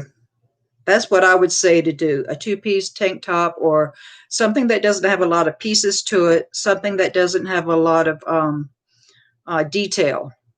And read the pattern first. Read the pattern instructions, see what it says for whatever you're thinking about. Tell me, and I'll check to see if I have the pattern. And if I do, I'll pull it out and I'll read it. But most of the time I don't have to read it because I can pretty much tell from looking at the pattern if it's going to be difficult, if it's going to be intermediate, or if it's going to be beginner. I can pretty much tell by the pictures. and the drawings on the back. And it also tells you on the back of the pattern how many pieces will be in that pattern. It also tells you if it's going to be a pull on top, elastic waist skirt or pants, shorts, if it's going to have buttons going down the front or a zipper in the back or on the side. You know, it gives you every detail that you need to know before you even start cutting out that pattern. That way, if you don't have all the supplies, you say, okay, well, I would like to do this, so I'm going to have to plan for it. So, but an easy something that doesn't, you don't have to, that doesn't require zippers and buttons and all this other stuff is your best bet. So see what you have, and then I will help you with it. And yes, we will do it by messenger. You give me your best time and day, well, not time, but your best day that you can do it. Because I know you're busy. I know you're working. I know you have a son at home and you have a husband. And I know you're really, really busy. And we're 14 hours apart. And I'm not as busy as you are because I'm retired. So anytime is good for me. And I think 9 o'clock at night for me would be good for you. We can do it on Saturday, because wouldn't Saturday be Sunday for you? Or do you work on Saturdays? Because we could even do it on Friday, my Friday, and it would be Saturday for you. So we can do it like on a Friday evening at 9 o'clock, and it would be like 11 o'clock in the afternoon or morning for you, you know. Whatever works best for you.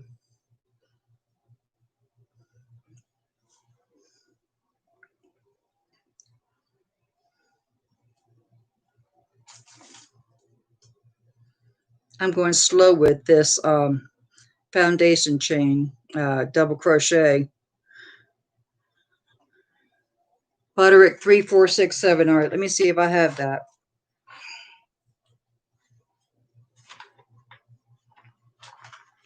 Let me get my bear pattern and put that away. Here it is.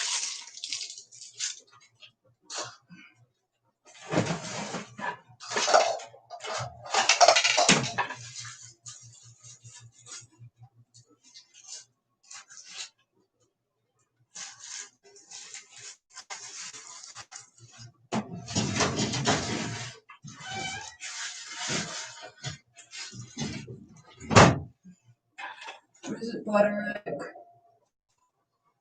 3467.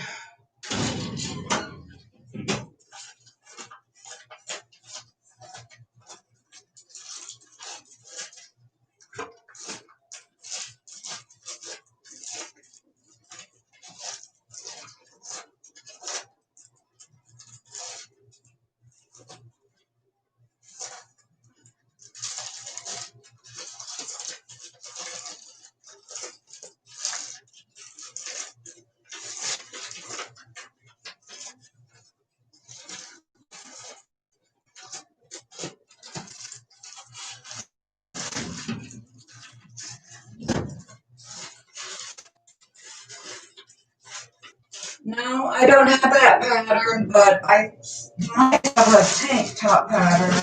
Let me see.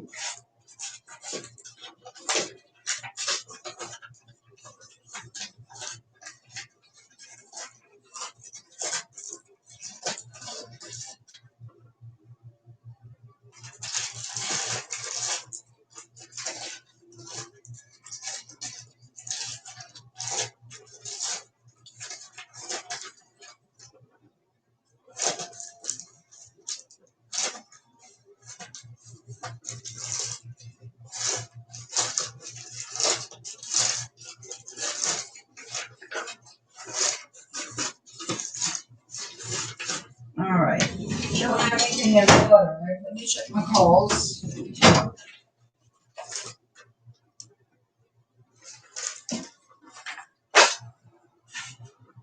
Now, I did find something, stuff rolling around on the floor. I did find a pattern. It is an easy pattern. It has shorts capris. It has a tank top, and then it's got a top with sleeves in it, but the sleeves you don't have to sew in. Um, Here's what um, the pieces look like. Let me take it out of the plastic. I put all my patterns in plastic, the new ones and the vintage ones. I've had this pattern for a long time, and it's a lot of fun to make. All right, see right there? And then you use elastic for the waist for the pants and the shorts.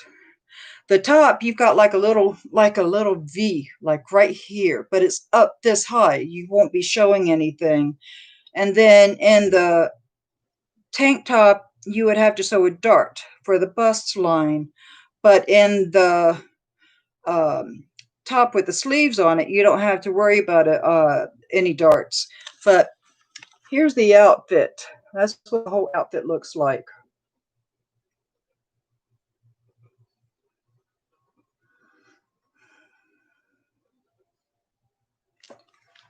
Okay, or PJ pattern. Okay, well, I would again advise no PJs because of the pants. A nightgown, yes. A nightgown would be a good thing for you because you don't have to worry about buttons and zippers and that kind of thing. You want to start off with something easy, even though you might have sewn in the past, because I learned my lesson with that one. Um, so you want to start off with something easy and then gradually build yourself up. And that's what I did. And it's I've had my mother's machine since 1995, so that's 25 years I've had her. I have eventually gradually built myself up to where I'm at now.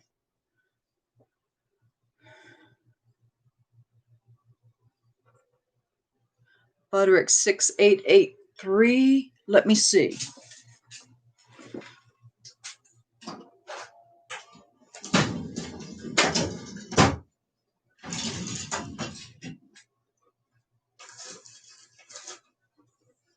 Is it a new pattern or is it a vintage pattern for the pajamas?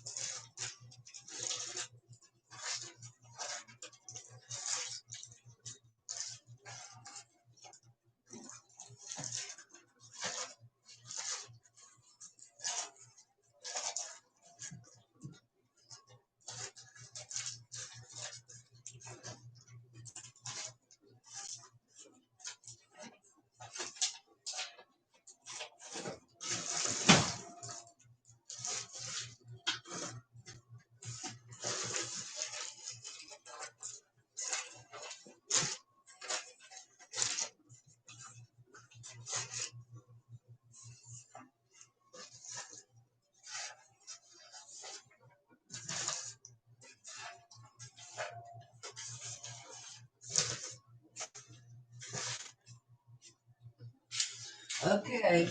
I found some pajama patterns here, but they're vintage.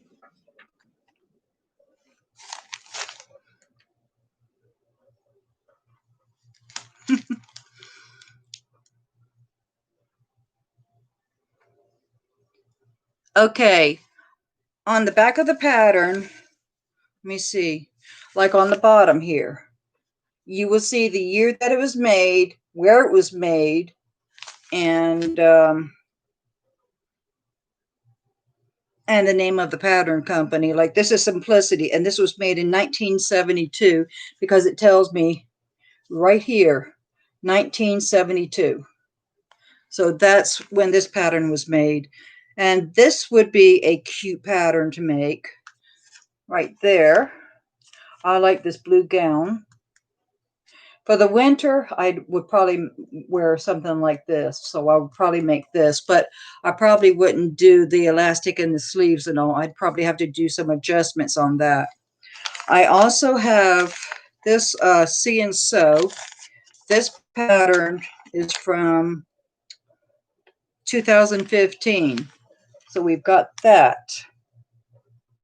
This calls for flannel and cotton fabric. Then I have this one here. It's got pajamas. It also has like a bed jacket with a uh, drawstring bag, a robe, and nightgown. Let me take it out of the bag. So that's what this one looks like. And I have made this before, and I can't remember. What did I do? I made the robe. I think I made the robe and the gown, and it came out so pretty. And I also used silky type of material to make it with. 2001 Butterick. I don't have that one. This is a fairly new one here. I haven't made it yet. It's still factory folded, but it's got nightgowns, pajamas, long pants, capris, and shorts for the pajamas. It's got the tank tops with the for the pajamas, and then there's one with 3/4 sleeves.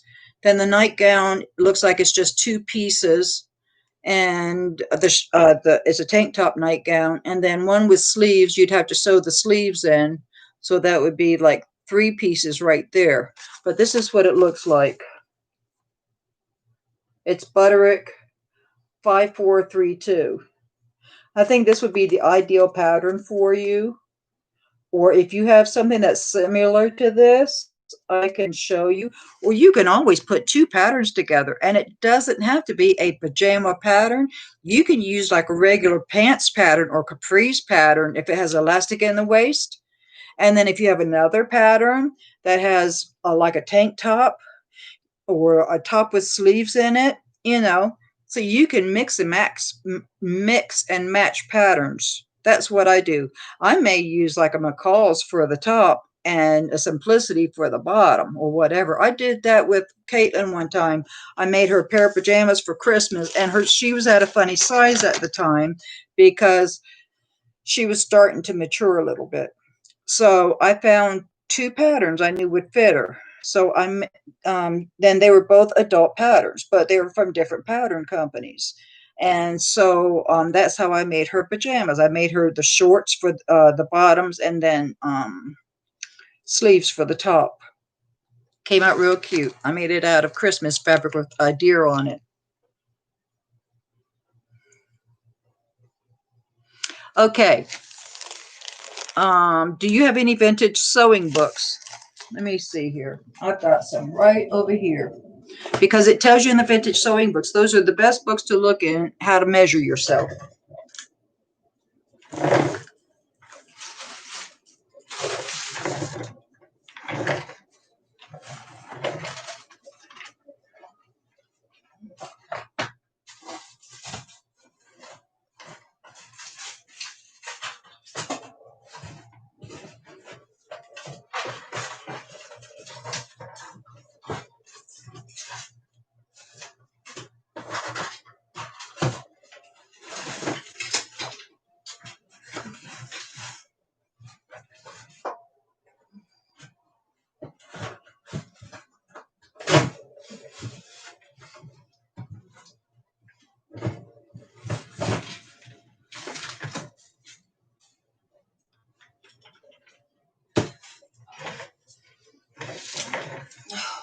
Oh, the yarn got caught in my wheel again.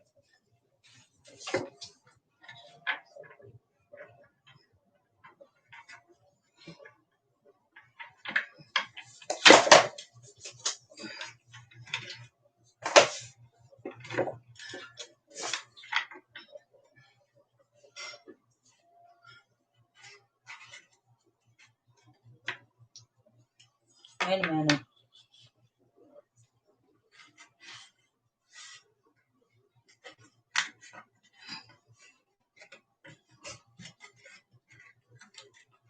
Oh.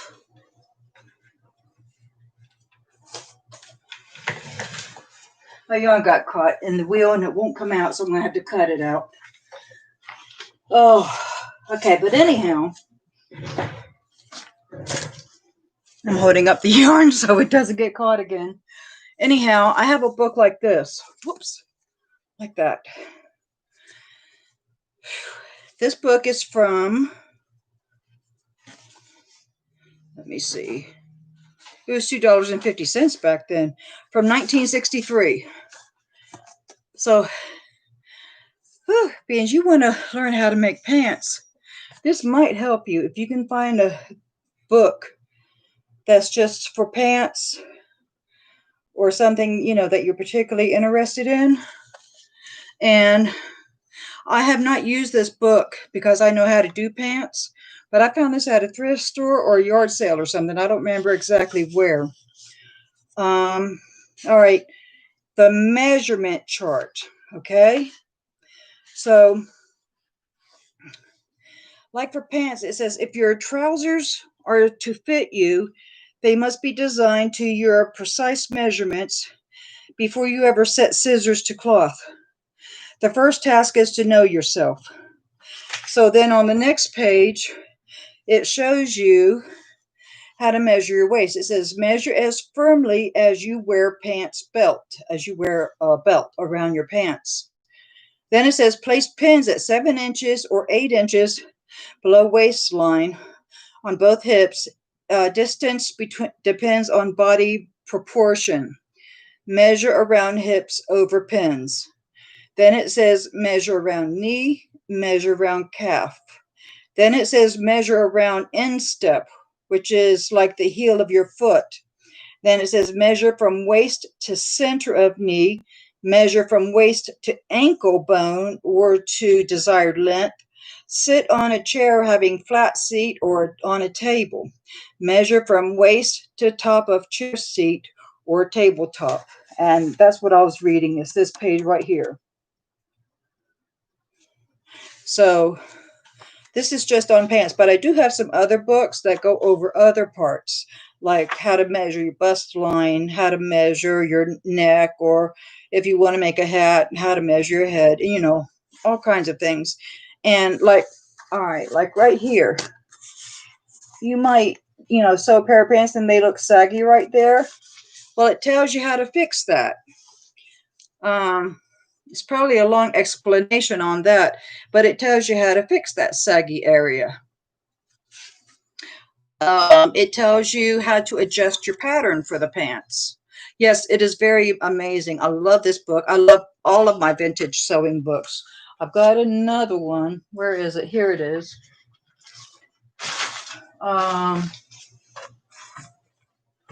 Nope. I thought it was in this box.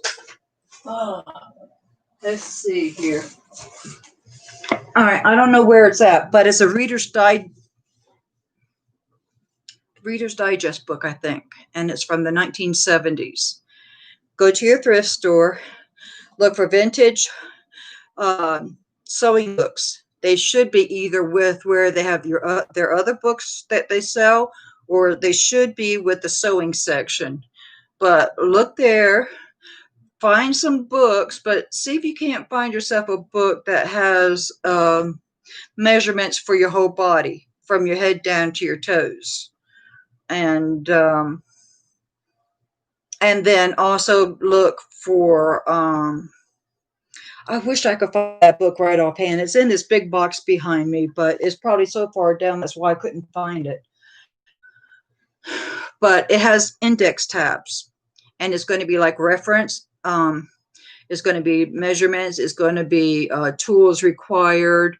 It's got everything in the book that you need to know about how to get started sewing, all the way from how to pick out fabric and reading the back to read a pattern envelope, all the way up to making your first project. So I wish I could find it, because that's the perfect book for you to use.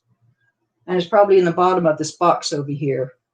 So I will look for it, and I can always take a picture of it and send it to you in your email. I'll let you see it. So I can just do it that way. But, oh my goodness, it's 12 o'clock. The grandchildren are still up. I'm going to send you a picture of it. I'm going to probably do it tomorrow. but I need to get my grandkids into bed. It's 12 o'clock, and I haven't been letting them stay up this late since they've been here because I was trying to get them on a school schedule. So my daughter wouldn't have to start from day one, which I think she's going to have to anyhow. So anyhow, let me get my grandkids in the bed, and I'm going to get myself in the bed. I'm trying to get myself on a routine also because with this quarantine, I have become really, really lazy. And if I can't sleep, I'll just work in here. Oh, here's the book I was talking about. It's going in my shop. I don't have it in there yet, but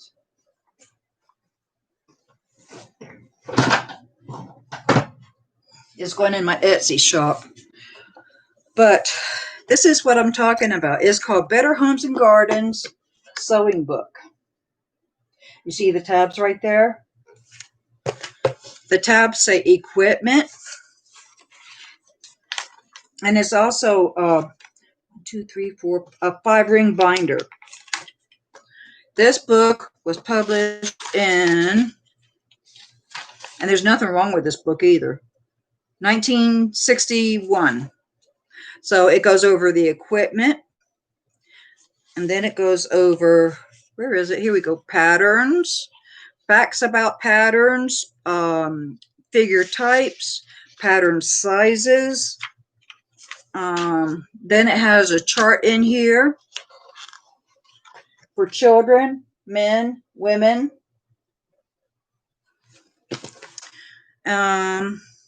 Alterations. It teaches you how to do alterations. Number 4 teaches you how to do cutting, selecting, and preparing fabrics for cutting. Number 5 tab is assembling, which is marking your patterns for darts and that sort of thing. Number 6 talks about interfacing. Now, interfacing can get a little tricky. I like to use the iron-on because I feel like the iron-on interfacing is a little more stable than just the kind you sew on, because the iron-on is stuck to the fabric. All right, sewing tips. Number 7, like a buttonhole, or if you're going to do some cording, like piping, and it tells you how to make the piping. It tells you how to put it on. It shows you what kind of a foot you use. All kinds of things. On here, it also talks about buttonholes. I don't like buttonholes. That is one thing about sewing I don't like, is buttonholes. Facings. Facings are very easy. What else is in here? Oh, like how to make a wilt pocket. All right, and then finishing. Chapter 8 is finishing, like hand stitching. Let's see what else they have in here.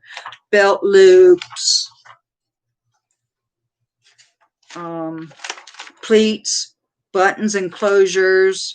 So that covers a lot. Then chapter 9 is special fabric. So it talks about jerseys, double knits. Let's see. Linings, making a leather skirt. Back when I was a teenager, we all wore leather skirts. That was the rage. Lacy type fabrics. Chiffon, how to sew on chiffon and lay out the fabric on it. Then you've got your sportswear department, where you can make a shift dress, tailored shirts,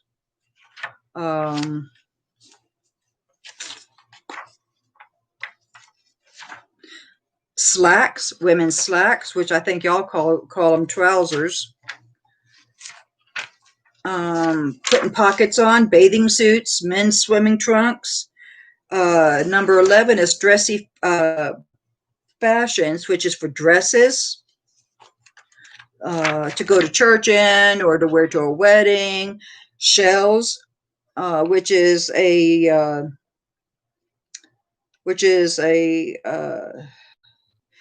top that you can put ruffles on, or you can use like a slit on the side, you know, so there's different variations on that. Then it talks about the different types of trims you can use, skirts, how to do gatherings on skirts and that kind of thing.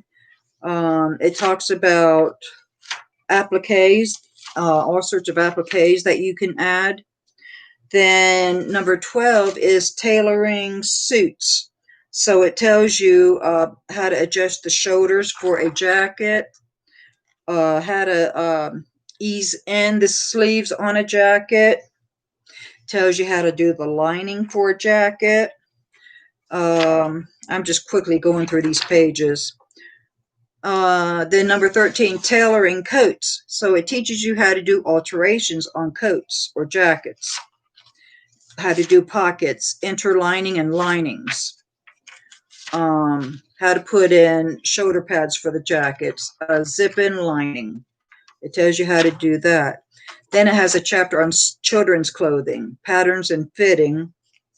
Then it has one that's called Be Own Designer, number 15, chapter 15. So, like changing the pattern to the way that you prefer it to be. And I do that sometimes. Chapter 16, Wardrobe, which means key access to suit colors. So it shows you in this chapter pictures of drawings of women, but they also have like fabric covering them, but they're in a cartoon way. And then it shows you what colors would look good, like a color wheel. That's basically what it is. Then chapter 17, ready to wear, alternating for the full bust. I don't have a full bust, so I don't have to worry about that part. And then other types of fitting. And then sewing for the home, and then the index. So this book is probably the best book for you to get. If you can find something like this. I'll be putting this in my shop here soon. It's been laying over there for a while. So I'm at the point now where I can get to things and I can start adding in my shop. Yes, this book has everything you need to know. And I'm still learning about fabrics too, as long as I have been sewing. And I have worked in a fabric store, and I also worked in the fabrics department for Walmart. I still don't know everything about fabrics. I'm still learning. And if I have a question on a certain fabric the pattern calls for, I just look it up on YouTube and see what they say about it. But I'll probably be selling this book. Excuse me. I'll probably be selling this book like for $8. US $8. I don't know what Australian money would be for $8 because I know you do dollars, but I know that your dollars are like if I say $8, it may be a little higher for you. So I'm not sure how much higher, but that's probably what I'll sell this book for is $8. And $8 is a really, really good price because I've noticed online that other people that sell this book, they go up to $20 for this book. And it's like, well, do you want to sell this stuff or not? So I try to keep all my prices down low. I do have sewing patterns, vintage and new, on my website. My website is in the description. So all you have to do is go in this description and you'll see the link for my Etsy store. I've got all kinds of things in there. Anything to do with vintage, machines, patterns, sometimes fabric, sometimes panel pieces, panel fabrics. So sometimes I can come across those. Sometimes I come across some hand embroidery type things that, somebody could make. So it just depends on what I find at thrift stores, yard sales, estate sales. It depends on what I find. I'm not going to pay a lot of money for it because I want to pass the savings on to the customers. Okay, what happens is when I put this in my Etsy store, the shipping will be automatically calculated for you because I do shipping worldwide. If you want priority shipping, you can pay for that, which is a quicker way of getting it. Or if you want to do first class postage, that's fine too. Of course, it's all going to have to go through customs because when I get stuff from over your way or China or whatever, my stuff goes through customs, which is in Miami, Florida. So when I add this book in, I'll let you know. Okay. I can do it like a personal sale. I don't have to put it out there for everyone else to see. So I can put it on as a personal sale. And all you have to do is click the Buy It Now button. And then, of course, it's going to ask for your address, your payment method, and all that. And it's also going to show you the shipping. And so you're going to have two types of shipping, like I just said, the priority, which is the quick one, and then you've got your first class. The first class is going to be cheaper than your priority. And so you decide on which one you want to do. And I will see that when I see that somebody buys something from me, I see a whole invoice. I see everything broken down into detail, exactly what they want. Um, I see what I had the selling price for. I see what type of shipping they want. I see the amount of shipping they paid. I see everything. I see a picture of the pattern or the book or whatever it may be. Now you may find a pattern in my Etsy store. My Etsy store, I have patterns on clearance for $2. And I've got a bunch of patterns for $2. And I have a lot of vintage patterns. So if you like the vintage style of things, look in there. Now, another thing, if you order $35 or more, which is USA money, you get free shipping. So if you order $35 worth, which is USA, you will get free shipping. It will show you on your well, not your invoice, but it will show you as you're adding things on to your want to buy list. It will show you what each price is, and then it's going to show you what the total is going to be. And then it may, I don't know exactly if this is what it says or not, but it may say something like you only have $2 left to go to get free shipping, something like that. Oh, you did? Okay. Thank you. I'm really looking forward to this package. I really am, because you're excited about it and you've gotten me excited about it. So I can't wait to get your goodies. And I will be doing a whole video on that. I definitely will. I am so excited. I think about it sometimes and it's like, oh, what did she make me? Why did she ask me what colors do I have my kitchen in? Or why did she ask me this? So I'm constantly thinking, you're kidding. I pay 10 cents for a pattern. The highest I pay for a pattern is 50 cents. $2. Oh, no way. I pay anywhere from 10 cents to 50 cents for an old pattern, even new patterns in the thrift stores around here. That's how I got all the patterns that I have for my shop. Well, you will know as soon as I get it, because that same day, and I'm going to try to time it when I think that you may be at home, and you'll get your notification, because I know you've clicked the bell because you've told me you get notifications. And as soon as I get it and I think you're home, I'm going to go ahead and put the video up, and then you're going to get that notification. So yeah, as soon as I get it, I'm excited.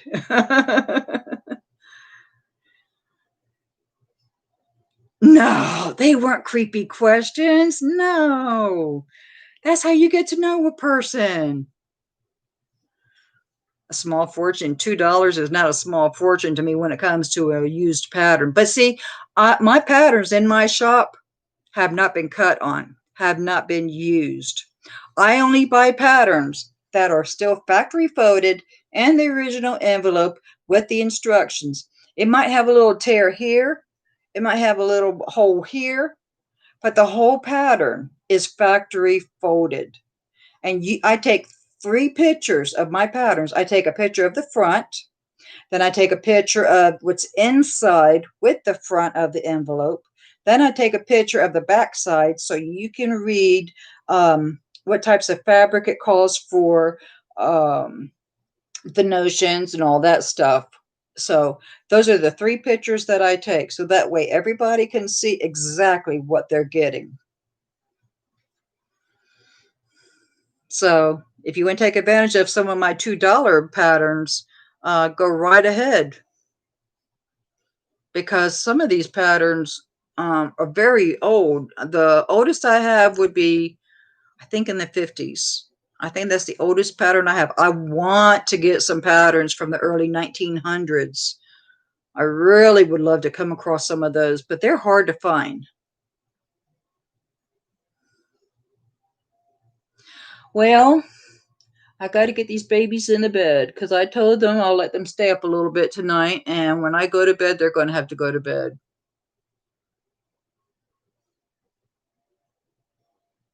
Exactly. Factory folded. I will not sell any. I used to, no, used to when I first started out, I'd stand right there in the middle of the thrift store with all the sewing patterns, sitting down, um, going through each one. And if one was cut on, I'd count all the pieces. And one day I says, why in the heck are you doing that? You don't need to be doing that. And so now I just look to see if they're factory folded with the instructions. And if they are, fine. If they're torn a little bit, well, people expect an old pattern to be torn a little bit or yellowed a little bit or whatever, you know. Um, but I always try to pick the best patterns I can for my customers. And after I've had the patterns for a while, then I do put them in the $2 clearance. Well, first they start off in the $5 clearance, then I'll take them to the $2 clearance. So I do have a $5 clearance. I also have a book section that's clearance.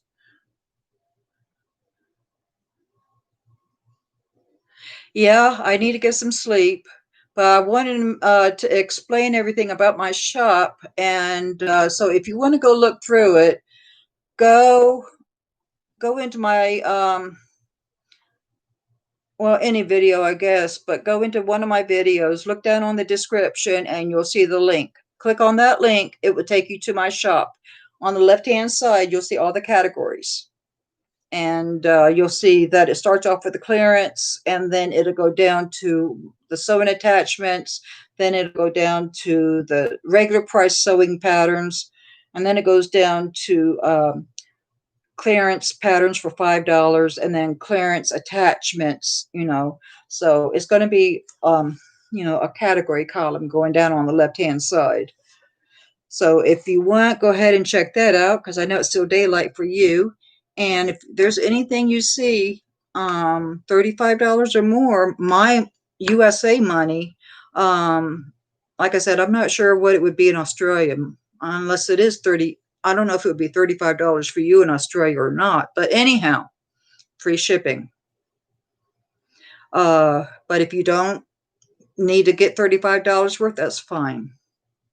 And I can do a priority. Well, you know how to do a priority box because you said you sent my package that way. So I haven't gotten any information about me getting a package yet because I usually get updates with UPS, the USA Mail, and so I haven't gotten any information about me getting a package yet from the post office because once it clears customs, I usually get a notification that a package is coming. Okay, well, you have a good day or good night, and I will talk with you later. I'm not going to go through the ending that I do on all of my videos. You know what I usually say. Have a good day or good night. Click subscribe and like and all the other things I normally say. All right, well, I'm going to let you go so I can get my babies in the bed. All right, it was nice talking to you, Wendy. And whenever you want to set up for the tutorial on Messenger, just let me know, and I'll sit down with you, and I'll be able to show you what I'm doing on the sewing machine too, because I can use either my tablet or my phone. I'd probably use my tablet because it's got a wider screen for me to see you.